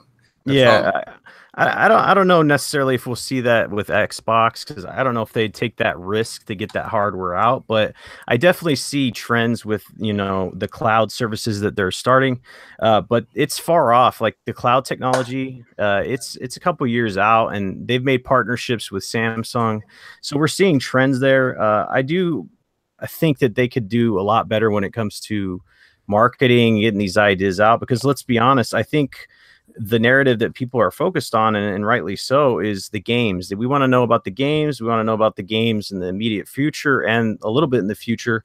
And they've been talking about it a little bit, but it needs to be more clarity in that message. Knuckles, I didn't get a chance to hear your take on this. Do you have any thoughts on, Microsoft's approach to gaming? Because that's their big, buzzword right now. It's gaming. It's not just console. It's this or that. Like, what do you think, man? I really agree with where a lot of people are coming from. Mooch definitely did bring up a good point on things, and so did Sovereign. And Sovereign did kind of clear up, and I know where Mooch stated is that they haven't clarified their message, and that's the big thing, is that they haven't been exactly precise. They're great at getting everything out there. They're just not clarifying a lot of things. And I think with them making the push for gaming as a whole, like, it's not just the fact of being dedicated to the console. I think as a whole, they are focused on how it is, and we're seeing it. We've seen, especially with like the push for game, what's it called? Play Anywhere. You buy it on one, you get it across it, and we've seen some of the third parties really step into that. We saw it first with Resident Evil 7, with Capcom trying it out, and a couple others that have done it. It's really great to see that aspect, and I think them pushing with the cloud services, because one, we've already seen that they've been pushing heavily with the cloud on a lot of things. And now with them actually getting dedicated company like PlayFab, who's great at building cloud systems for gaming specifically, to kind of push in that direction, I think it's a good step, because we're going to start seeing streaming.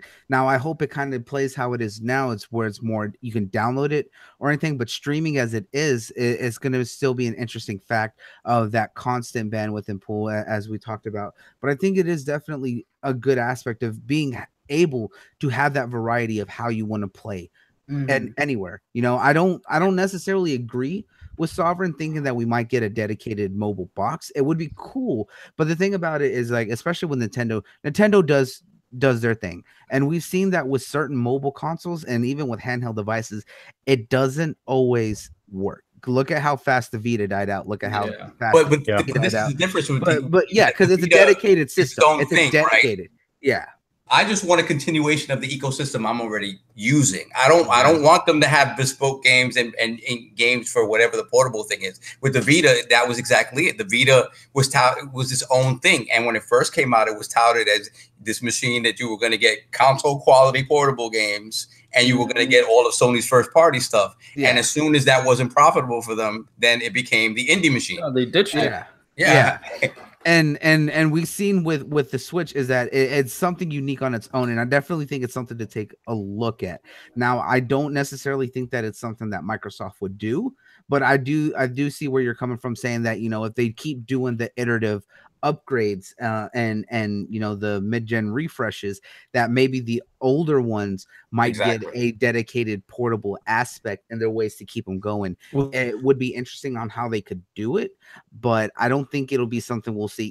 I don't even think maybe next gen, possibly, but I'm not exactly sold on it that soon. Yeah, I think the foundations will be set, in this next gen, especially with everything that's coming up. I think they're going to set the foundations coming 2020, 2021, and then from there we might start really seeing that expansion. I mean, you look at the improvements that the Xbox app has made. I mean, they now you can join a party that's going on Xbox Live right now through your phone. I mean, those little small steps are building that, they're laying down the foundation for Xbox being just an app, and just little certain things like that, maybe more social, but I do see that as something completely viable when you look at the Xbox integration app. And I see Xbox going the route of Windows.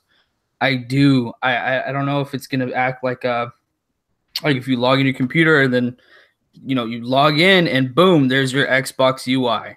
There's your Xbox interface. You log into a tablet, boom, there's your Xbox interface. Able to have that same progression system as in like Switch has, where you can play Zelda on the go, get back, and push start again, and you're running the same game. Well, here's the thing, and I think what we're all kind of agreeing with each other. But I think the key thing to think here is like what Sav was saying, that I think he's right, is the whole thing with Switch that was knocked out of the park was Nintendo said, wait a minute, Why am I could easily make a console as powerful as the PS4 and the Xbox One. I can do that. But then I'm going to have to take all these multi-plats and everything else, and just the best I could do is settle for taking a third of that money.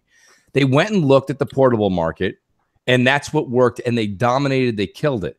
Microsoft's version of that won't come necessarily in the form of its own tablet or anything like that. They've already got Windows in everybody's house. So they've already got the Play Anywhere as their version of Switch, okay? That's what they're preaching. But the thing I'm saying to you is you should, all of us, every one of us on this panel and everyone in the chat, even no matter how much we're in agreement with this, we read this stuff every day. We keep in touch with this stuff every day. It's still very confusing to most people that are casual gamers to say that they're going to know what Play Anywhere is and know what's going on with Game Pass and knowing what's going on with these future articles that are coming out where there's going to be an Xbox app. Because the point of the matter when it comes down to it, look at what Sony's doing. Sony's not saying anything. Sony doesn't say anything. We're sitting here talking about all these things that have to happen with Microsoft, and Sony's like, we just like you to go to GameStop, buy the game, come back, put it in your system. Granted, right? They're still in the early 2000s as far as that traditional gaming set, and it's working. So what I've been saying here is that I'm not anti any of this stuff. I think Microsoft's got the right plan. But what I'm saying to Microsoft is stop announcing everything at once. Let people start to get accustomed to this stuff, one new technology at a time. We've learned Play Anywhere, PC to Xbox, this and that, Game Pass. It's all coming to you. Xbox app on your Samsung. People are like, do I buy an Xbox? Do I not? Do I wait for the app? Can I play on my iPad? Do I just bring a controller? What's going on? It's funny because the moment that Phil Spencer had said, you know, we're not going to announce games that are, 3 or 4 years ahead. That's when they just started coming out with all these futuristic. Right. So he's not talking about the games. We're safer talking about every new technology. He's like, I got a floating Xbox in 3 years. Of course, I'll buy one. Like, it's crazy, right? I think it comes down to the delivery of the announcements. I think that's what we're getting at here. Is that it's even if they're rushing them out, it's the delivery. Because as you put it, 4 years ago, we were freaking out, and yet we're right where they wanted to be now, except for, the big family sharing. That was one of the coolest aspects that we had. Right. And what's worse about that is a year after that announcement, that came out on Steam, and people were hailing Valve as best thing ever. And it's just like Microsoft was going to do that well ahead of time. But see, it's so infuriating to me because when they announced DRM, I was like, oh, wait, they're not going to allow used games? Well, I don't know if I wanted that. I'm going to go to the PS4. I don't use used games now. I buy digital. So frustrating. And the fact is that you could share it with 10 people that are all in that you choose. That's awesome. It doesn't matter.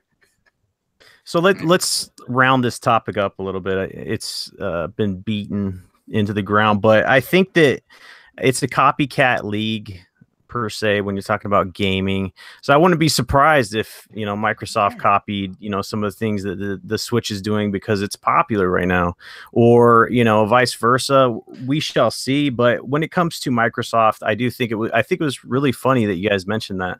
Let's not talk about games 2 or 3 years off in the future, but let's go in the future with some of this other stuff. So they definitely could work on some of their communication and some of their marketing, but I think overall we are getting a clearer image of what is in the future for Microsoft. True. If you like it or not, I think that's up to you, and you can determine whether or not you want to remain in the ecosystem. I personally like what's going on. I'm not on board with everything, but I think it's interesting to talk about, to say the least.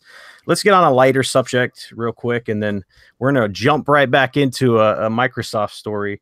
But Soul Calibur 6 announces Geralt from The Witcher will be a playable character. I mean, I saw the trailer for this, and I was blown away, man. I'm like, could there be a more perfect character for this game? I mean, I want to hop in that game right now and play with Geralt because he's one of my favorite gaming characters of all time. The dude is a pimp. He looks at girls and their clothes fall off, right? So I'm super excited for Soul Calibur 6. I'm not a big fighting fan, a fighter per se, but this game, it speaks volumes to me, just the way it plays and the fact that they're pulling Geralt. I mean, it's a no-brainer for me. What do you guys think about the announcement? I guess Anybody. I'll go ahead and start out. I'm excited for this because one, it's been years since we've had Soul Calibur, and I'm a big Soul Calibur fan just because I'm a big Tekken fan. I'm a Kitsura Harada fan. The fact is that they've always had big guest characters come out. Some of them have always been very weird. Some of them have been, outlandish, but it's cool. They're guests. This one actually makes sense in the way he plays and in the way that the characters are. And I think Geralt in the past few years with The Witcher, how big it's grown, it only makes sense to have a character like him who's become very iconic. A lot of people recognize The Witcher. They may not know him as Geralt of Rivia. They may not know him as the White Wolf like we all do. But when you say Witcher and they see that character, they're like, oh yeah, I know who that is. They may not know of him, but I think he has that visual and iconic status that he's recognizable. And that's what makes him perfect for this game. Oh, I agree, man. Nice. Seeing Geralt in Soul Calibur is going to be pretty neat. I think it was what podcast was it? I forget what it was. I was in the chat and they're asking the question, what's his fighting style going to be like? Is it going to be, because you think of The Witcher's fighting style and it's not very hack and slash. It's more tactical. It's like a dance. Mm-hmm. Yeah, pretty much. And that's what makes it interesting in this fight. Yeah, I want to know if they're going to use the two different swords. Like, is he going to use the monster killing sword as opposed to normal sword? Like, is he going to be able to switch between them? Like, they can do a lot of stuff with his move set and what he can do. Especially with the signs, with Ard and Igni and all that. It's going to be interesting because I think especially with Soul Calibur, what's always been unique about it is that when they bring in fighters, because it's all based around the weapons, that each one always has a very unique fighting style because it's based around the weapon they use. And that's what makes Geralt interesting, is that he doesn't use traditional sword fighting tactics with a longsword like he does. As Native put it, it's very tactical, but at the very base of it, it's very brutish in the way that he fights. And that's what's going to make it more interesting, because it's not going to be finesse. It's not going to be a lot of what you expect and flashy. It's very brute styled. It's very aggressive, but tactical in that aspect. Right. Yeah. So, it'll be interesting. Mooch, you excited for this, or are you not a big fighter? I mean, here's the thing. I mean, I think it was great that we started the segment off talking about like our youth and things like that. I was big into those types of games a lot when I was younger. Like, for some reason, it's not my. I think Geralt being in it is great, but I mean, it's just that for some reason you get done with work, right? You have a long day of work. You do whatever. You take care of the family. Kids go to sleep. Everyone, even Native said it. Native's like, I got home, hooked up the laptop, got the kids all fed, taken care of, and everything. And to get into that, I much prefer these days to get into whether it be a single player story based game or a multiplayer game where you're there with your buddies. This there just button mashing, going crazy. I know there's tactical to it. There's skill to it, but it's not my cup of tea anymore. So like when I saw that, I'm like, all right, that's cool. Definitely great. They put the right character in there. It's legit. But for some reason, I think I've grown out of the fighters genre. I'm right there with you, Mooch, on that one. Go for it. You know what I mean? I'm not a big fighter fan personally, but the trailer, even like, Soul Calibur probably wasn't a day one buy for me, but like just them putting Geralt in there is crazy. Like, it was cool seeing him. Right. Punk, I don't think you play fighters, right? Did you see the trailer announcement? Personally, no, I didn't. But like I said, how do you say his name? Geralt. I can't even say it, dude. I've never played Witcher 3. It's great. Yeah, he's a huge character. I fell out of fighters back in the day after like my brother moved out. I was the little brother, so playing Street Fighter, Mortal Kombat with him was great. But once you came to the online aspect, and you just realize at the end you just suck because everyone out there is just way better than you are. You know what I'm saying? And I think that's where a lot of people also fall out of it. Like, there's a difference between playing online and sitting there with your friend or talking shit back and forth. You're like, oh, I'm beating your ass. Yes. And then you're getting pissed off at each other, and shit's getting real. But like, and it's all that fun though, right?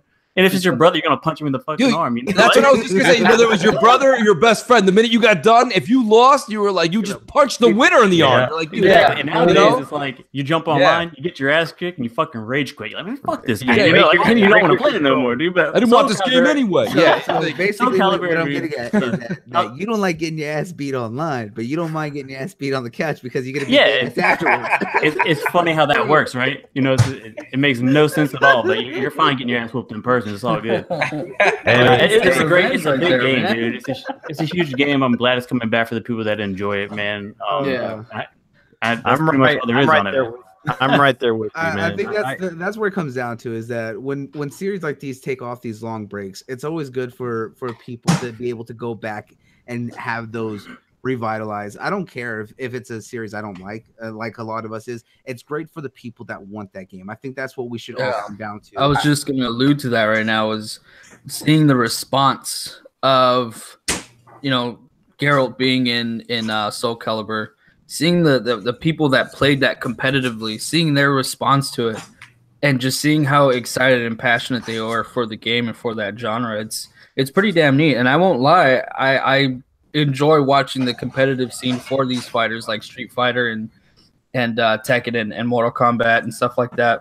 Oh man, Evo's a show every year, man. The shit's just cool. But I agree with Mooch when it's like, I'm coming home from work, I'm already frustrated as hell because I dealt with idiots all damn day. Last thing I want to do is smash my damn controller and then get mad at somebody virtually because he's doing the same damn kick every 2 seconds. I'm not tripping you in a corner and shit. Yeah, I'm not with that. I mean, I come home and I sit there and like there's a game, we were talking about it in the pre-show, and it's a fantastic game. I can't stop playing it right now. Is Monster Hunter World, and there's so many elements to it, right? There's the shortcut buttons and I was talking to Jez Gordon because I kind of linked up with him when he did his Windows Central Steam today. And I go, Jez, I'm like, are you doing all the hotkeys and the hotkeys on the controller, the shortcuts? He's like, I'll be honest with you, Mooch, I haven't even gotten to that. But I take the time to kind of research and make the game that much more efficient to play because the game is something I'm so interested in that I want to get into. Now, taking that to Soul Calibur, not just to pick on Soul Calibur, it could be Injustice, it could be Mortal Kombat, whatever right now. I'm not coming. Have you guys ever gone in? Okay, because I have Mortal Kombat, what is it, XL? I go in, I look at the tips and tricks in the game for the fighting combos, and I'm like, X, Y, Y, Y, Y, and then I'm like, B, B, Y, Y, and then I'm like, why the hell am I doing this? What is going on right now? I don't really feel like doing this for another hour. Yeah, I'm right there. It's just, I don't get it. Yeah. So I'm like, that's not what I want to spend the hour and a half that I have some quality time to hang out with friends and game or to get into a game. Like, I actually just went back recently because this is a great time right now, right before Sea of Thieves comes out, right before God of War comes out, right before State of Decay 2 comes out. I've had some time to go back. I went back and played the Nathan Drake collection again. I should say again. Played it through because I've already beaten them on PS3. But I like them, right? And I want to get into that game again and just get into that story. I'm enjoying it. I enjoyed it the first time. I'm going to enjoy it the second time. But my point being is that, like, that's something I don't mind investing in. Learning more about Monster Hunter World, something I'm invested in. Yeah. That's kind of neat. And when I see people being like, can't wait to get home and play Injustice 2, listen, that's fine. You know what I mean? Like I say, different strokes, man. Do what you got to do. If that's how you like the game, that's fine. But I can't go home and be excited about up, down, left, right, A, B, A anymore. I can't do that. I mean, the closest thing I get to a fighting game now is UFC. And those games are just so damn fun because normally what I do is I come home from work, I'm pissed off, I've had a rough day. Yes. I log in, I put on single player, just me by myself against the AI, and I put them all the way down to rookie, and I just that's right. There you go. Let all my frustrations. You can do that. You can do that exactly in a fighting game. Just load up the training mode. Just let that dummy sit there and be like, "You're gonna get your ass beat right now." No, I want them to fight back, but I want them to know that they're gonna lose. You know what I mean? Just let them take. So, as good as the topic is, I think we've beat it into the ground like Native's punching bag when he gets home. So we'll move on to the next topic. Shadow of the Tomb Raider. It's been rumored to be coming out. I guess someone's doing laundry right now. I think that's the microwave. Who's got the pizza? It's going to be coming out September 14th, and it's not going to be a timed exclusive. I just finished Rise of the Tomb Raider, and let me tell you, man, it's one of the best games of the generation. Is that Sav? Sav, you still there, bro? Yeah, I'm here. You get those hot pockets. Yeah, that's my wife. I'm sorry. Okay. She turned it on and she didn't realize it. She's looking at me like, I'm like, stop it. It's funny. I'm like, hey, if you got to get a hot pocket, you got to get a hot pocket. Right? We're classy men. We like pizza rolls. Like I was saying, the new Tomb Raider is going to be coming out September 14th, but it's not going to be a timed exclusive. I just finished up Rise of the Tomb Raider, and honestly, on the X in frame rate mode, it's one of the most beautiful games I played this generation. And to be honest, the game itself is one of my favorite of the generation. Is it a misstep by Microsoft to not get this locked up in a timed exclusive? And are you guys excited for the game? Let's start off with Mooch. Yeah, I mean, it's well, two things. So yes, I'm psyched for the game, absolutely. And I think it's a bit of a misstep. Listen, Microsoft had a deal with Square Enix, Crystal Dynamics, and this is from them. This isn't me saying this. They said, we're so in depth with them. We've got such a great working relationship. This partnership has got legs. It's going to grow. And listen, I thought that it would have been a good move with this holiday right now. As of right now, I mean, E3 can come and Phil might just absolutely blow the doors off with games that are coming. But what I'm saying to you is right now, that's a AAA. It's a household name. They've already linked it this generation as a timed exclusive to do a 6-month timed exclusive from September through the holiday with the console doing bundles. It's a genius move. I don't think it'll be timed at all. I think it'll release on Xbox and PlayStation day and date. But I think it's a missed opportunity. You could say, well, Mooch, they got some bad press back in 2014. I believe it was 2014 Gamescom when they announced it. I think it was. Here's the thing. They already got the bad press. The bad press is over. So why not now reap the benefits of something like this with the X? Look, it is what it is. But I think that the game is going to be fantastic. I really think the game is going to be great. I will say this much. So my question is back to Salty. So you just beat Rise of the Tomb Raider. Did you do like all the tombs and go all out? No, and listen, you know what? Bravo to you, because that's my problem. The reason I still haven't finished the game is like I want to get every nook and cranny out of those maps that I possibly can. It's driving me crazy. I wish they would actually take it easy with the side stuff in that game. That's one of the things, they always compare Lara to Nathan Drake, right? The one thing where I think the Uncharted series does right is it's a little more linear. Yeah. And that, what I mean? Like, I wish they would just make Tomb Raider just a smidgen. Don't lose the tombs. Love the riddles, love the puzzles. But all the other stuff, like all the crazy I like in Uncharted that there's just the collectibles. You know what I mean? There's not 87,000 collectibles of different varieties and colors. So it's like, languages. Yeah, right? Exactly. So anyways, long story longer is I'm looking forward to it. It's definitely a day one buy, no doubt. But it is a missed opportunity for Microsoft and Crystal Dynamics to link up again. Mooch, it's interesting that you mentioned this.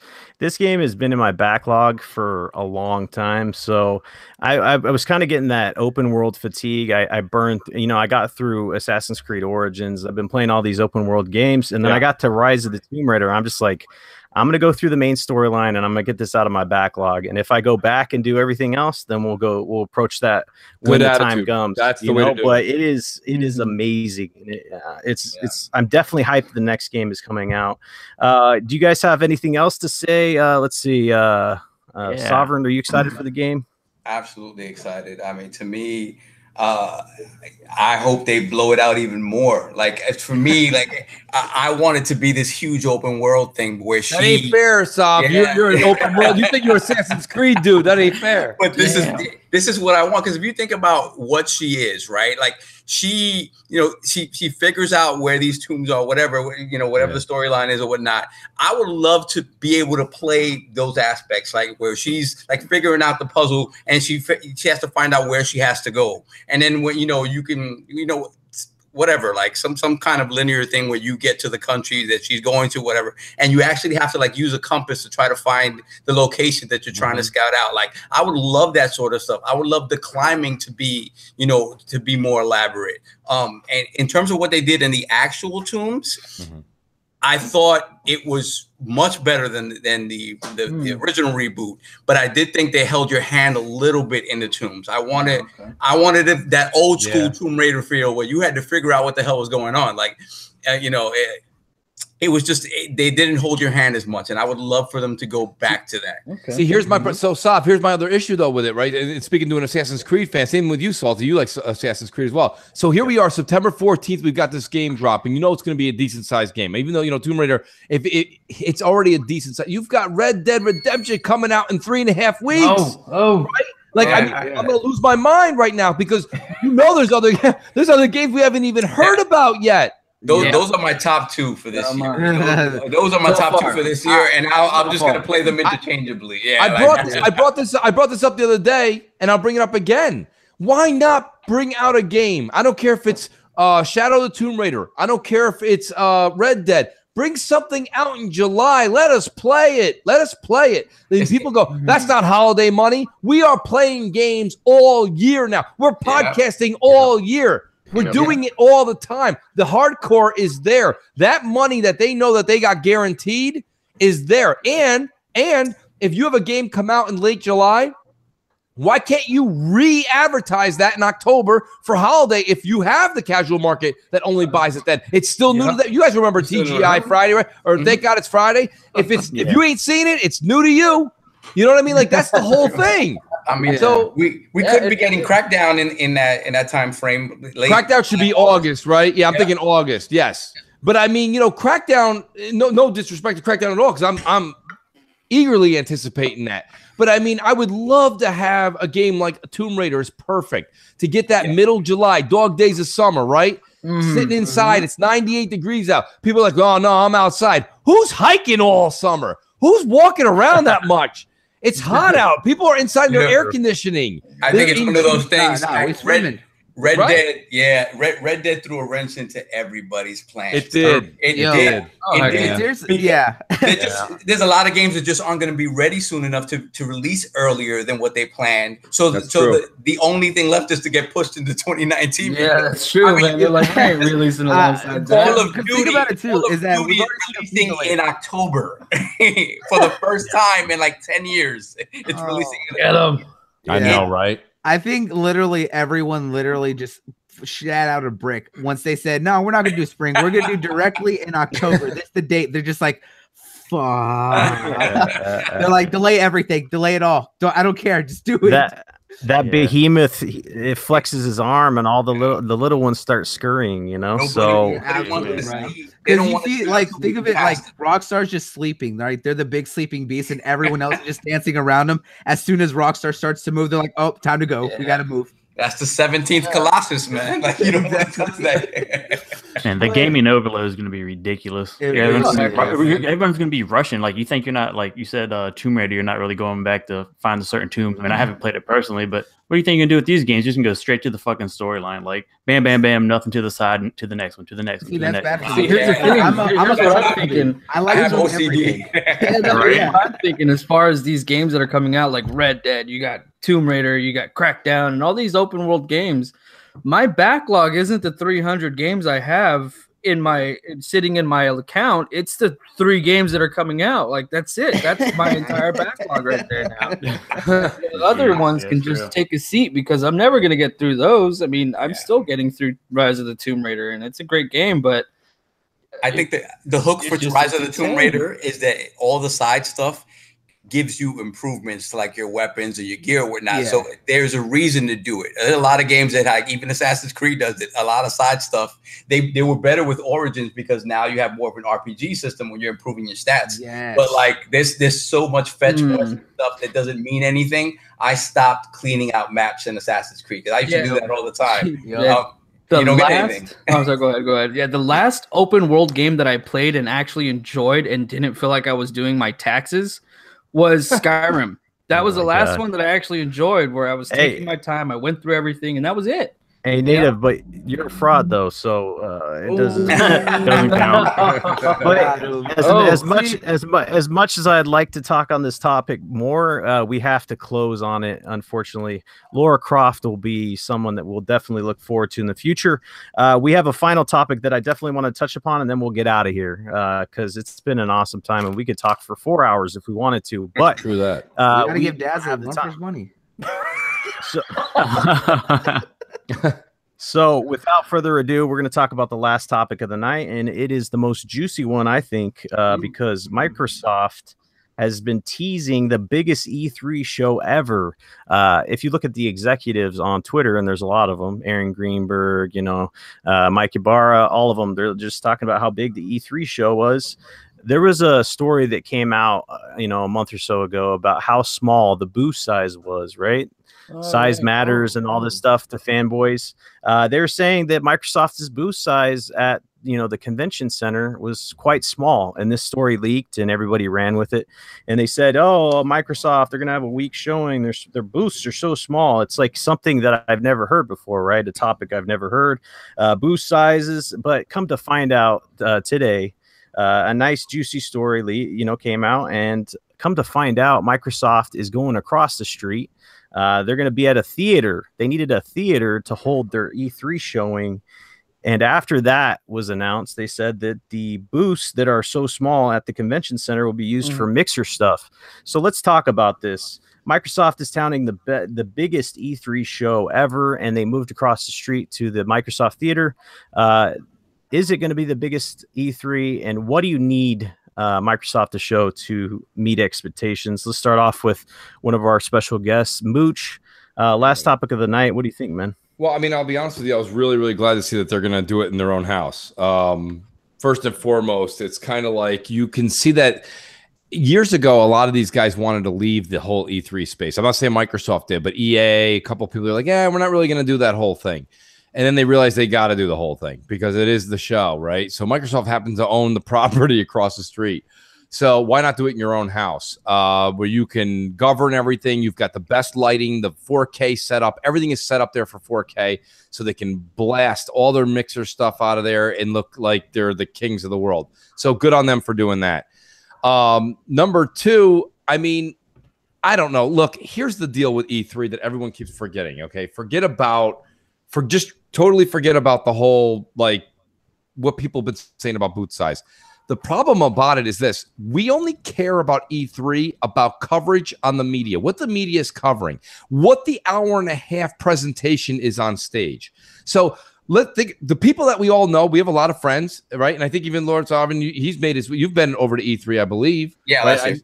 Right? Yeah, but I mean, you guys all go there and enjoy it, and that's great. But I mean, realistically, for all the rest of us and the casuals that are catching to see what's coming, we're watching what's happening on IGN and all these other channels. We're watching what's going on the big, massive media. I mean, even CNN and Fox, everybody's there. Everybody's there.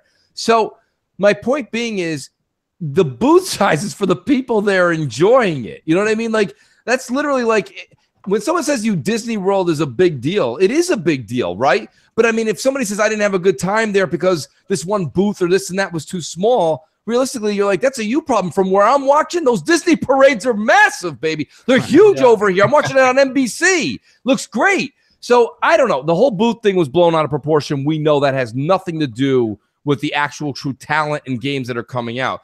But I was actually very, very pleased to see Microsoft finally use their own real estate. And that, like I said, you're going to see a primo show come out of Microsoft's camp because they're using their own cameras, their own setup, their own lighting. That E3 center, and let Sav tell you more about it. I haven't been there, but that's a sweat fest from people that you watch. Right? It is. You know what I mean? Especially with all the new, with all the fans coming in now. You can smell what the dude next to you ate yesterday. You know what I'm saying? It is right. I mean, it's a sweat fest. It is. To have Microsoft have their show across the street with the air conditioning just right, people walking around serving sodas, having a good time, it's a much more enjoyable experience, not only for the gamers, but for the media, which actually makes them happier, which makes them a little bit more pleased to report. I think it's just it's an overall win-win. Let's get a first-hand experience about E3, and then I want to get your take on this subject, like Microsoft moving across the street. How was E3 for you? Just to let everybody know. Well, E3 last year I was not able to get into FanFest, so I just was able to just go to the show proper. So I wasn't able to go to any press conference or anything like that.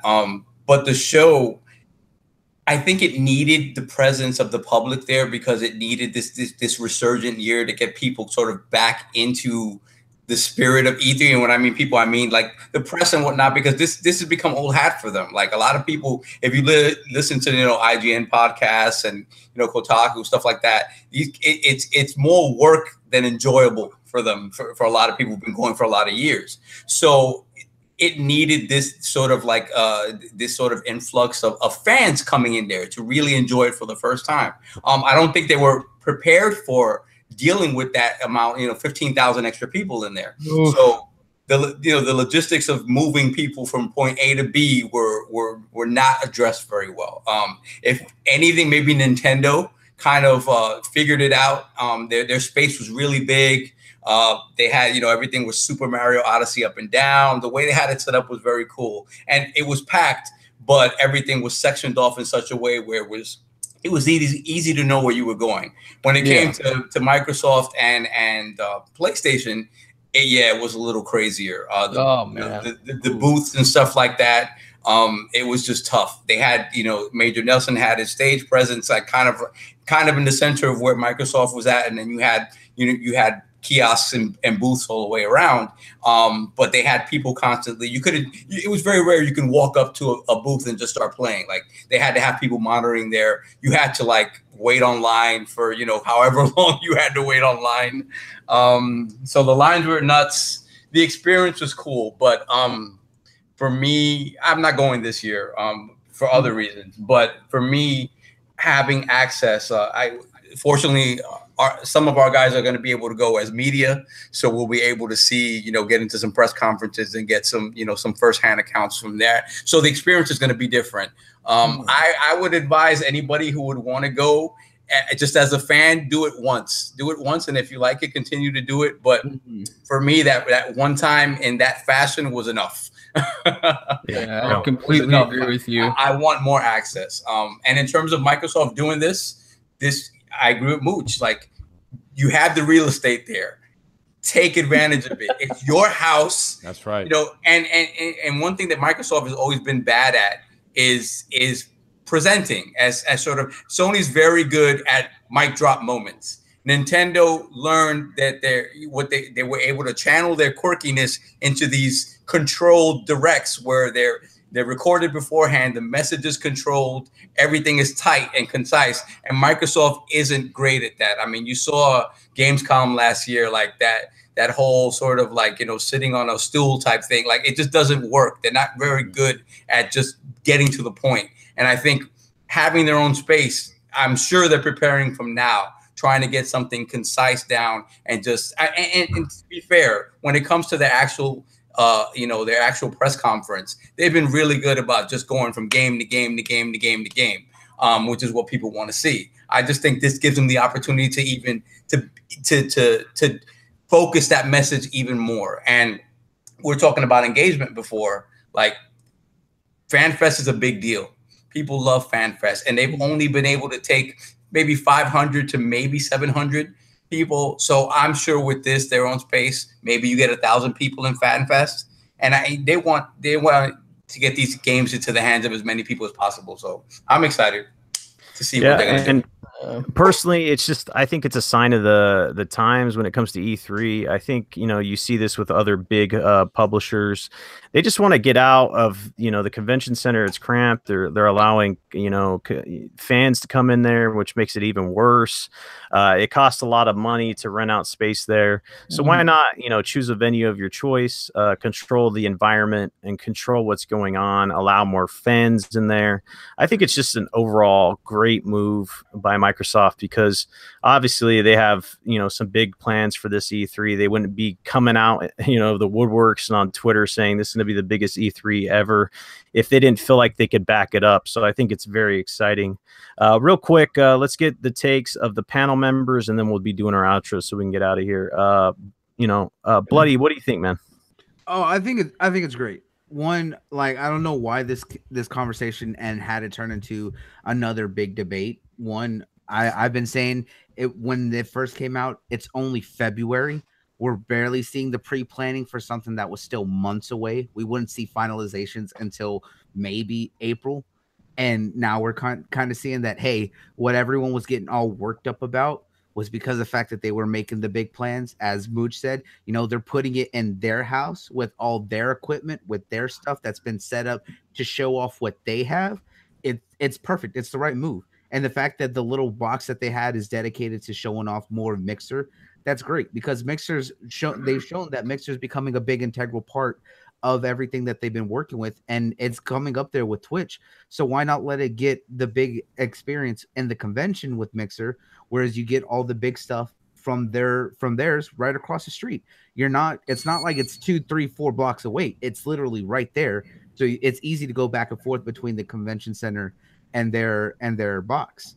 The fact that people got that worked up about it and we're using it as some big, you know, hey, look, Xbox isn't going to do anything big this year with that little space, was something that blew my mind, that they got all mad. Look at all the space that Sony had last year, and people were saying that a majority of what they had was all dedicated to PlayStation VR, and that was very little at that time. So more space doesn't necessarily mean more, but if they're doing it directly in their own stuff, they know what they're capable of fitting. They know what they're going to show off. It's better that they're doing it in their own house. And I'm excited for it because I get to experience it firsthand. Yeah, as awesome. Someone who went to E3 last year, seeing Sony's stage, there was a lot of empty space. I'm not gonna lie, I'm not bashing on Sony, not saying anything like that. I really don't give a shit. But there was a lot of dead space in their area, and most of their space was being taken up by, I think, Destiny 2 or something like that. I think it was Destiny 2. Destiny 2, they had Battlefront, they had a big space. Yeah, Battlefront. There you go, Battlefront and Destiny 2. And but they took space, like they had like theater, they had like a separate like mini theater experience where they were showing like 3 of them, I think, right? Or, the trailers, the same trailers that you saw during the press conference. They had like a theater experience where you could walk in for Spider-Man, and Days Gone and Monster Hunter World. Yeah, you had those 3 theaters on the opposite side, right across from where Destiny 2 and Battlefront 2 we're at. There's a little area, but that was all theater in those 2 games. That was really it. You didn't have much of anything else, just a lot of dead space. Then you had the Nintendo, but Microsoft, I spend most of my time there, and man, was it cramped. I mean, you could barely walk through some of those aisles. I mean, where the Sea of Thieves demo was at, you had a couple of small little indies on the left-hand side, and you could not get through there, man. And then you had the design lab in the corner, and it was really cramped. So I'm happy to see that Microsoft is taking the initiative to go out there and say, you know what, we're going to use our own damn building because it's ours, and because we can do some really cool shit with it. I hope that they open up the design lab a little bit more and have some more customization, because I don't know if I'm pretty sure you checked it out, Sav, but that little area was badass, man. They had some cool stuff going on. It was, man. I mean, it's funny because like I said, we had Matt Pescatello on, and we were talking about like how big accessories are. Like, people love this stuff. Like they love getting their custom controllers. People owning 5, 6, 7, 8 controllers. Like, it's a big deal. So to be able to go and like, you know, get your own E3, you know, controller, it was huge. Yeah, it was crazy. So but the size of it was just so small. So to see that them actually taking that step out and say, you know what, we're going to do our own thing over here. We're still a part of E3. It's still part of the program, but we're on our own. So you guys come to us. And when you guys come to us, you're going to be excited as hell, because we're going to be showing some crazy crap. I'm hoping. I'm right there with you. We're all there with you, bro. It sounds like the general consensus is that it was extremely cramped, and it's a great idea.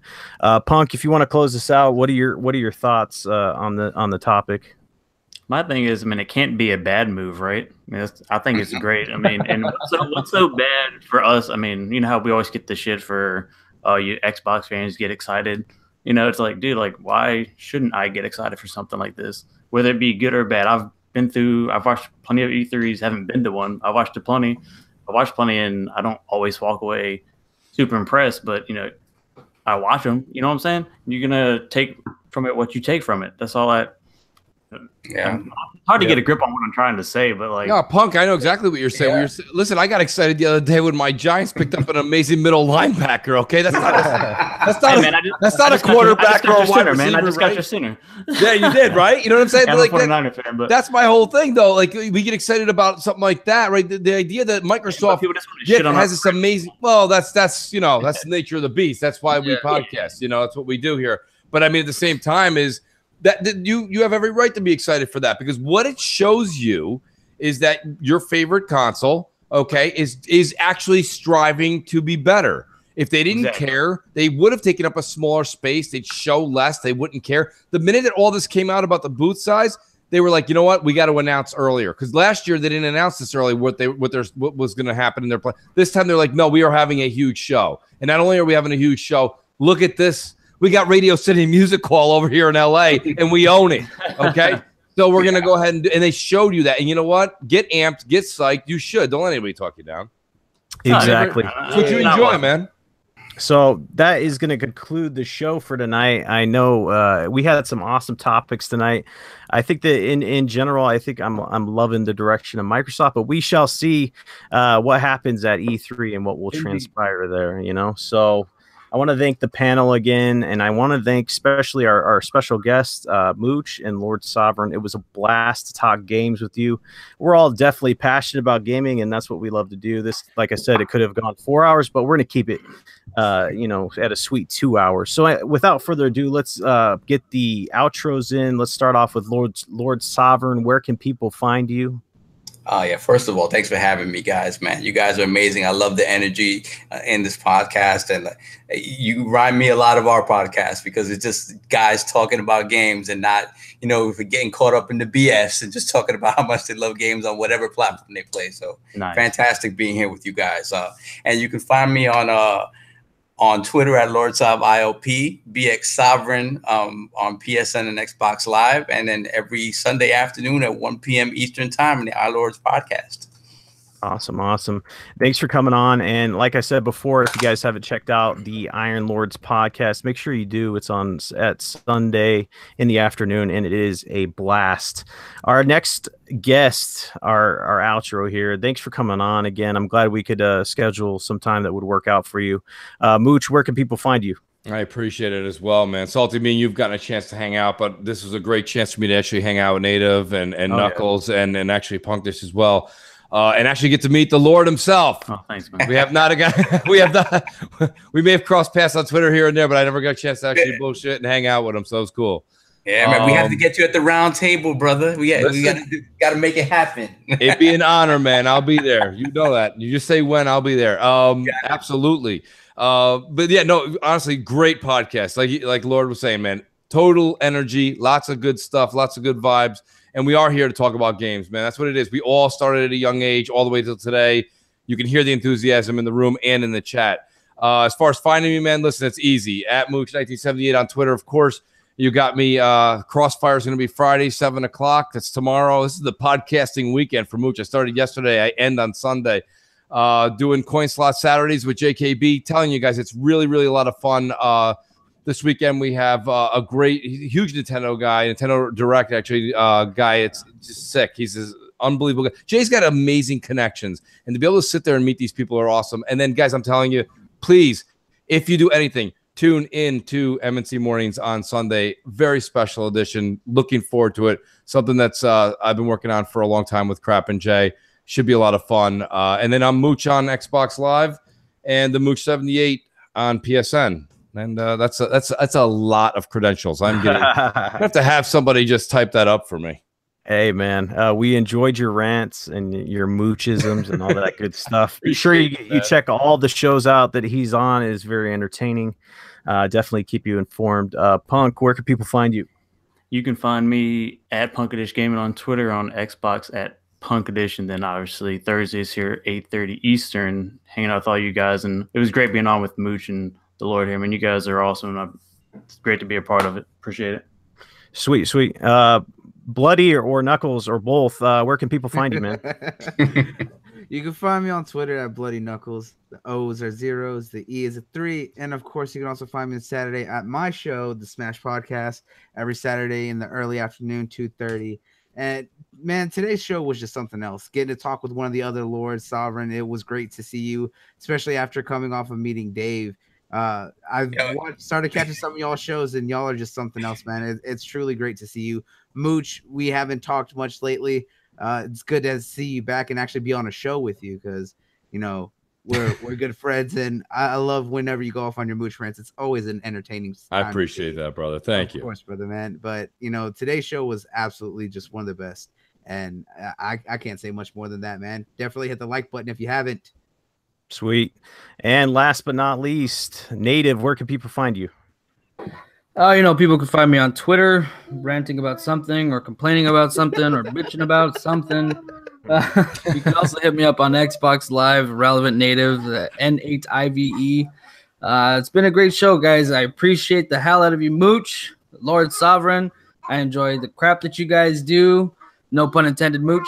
I enjoy pretty much everything that you guys put out. I mean, it's some good stuff, man. And it's been great talking to you guys, catching up and discussing these topics with you, man. And of course, man, the beautiful panel, Salty, Punk, and Bloody Nipples. I always, you know, it's always a pleasure, man. Calm down, you brought it out. I had to bring it out, man. But yeah, it's been nothing but love and respect, man. Good stuff, dude. Good stuff. Sweet. Well, you're on the channel Saltiest Gaming. I got a couple videos out to you know, the last couple days. That's the plan. We're going to be doing more game reviews coming up, and yeah.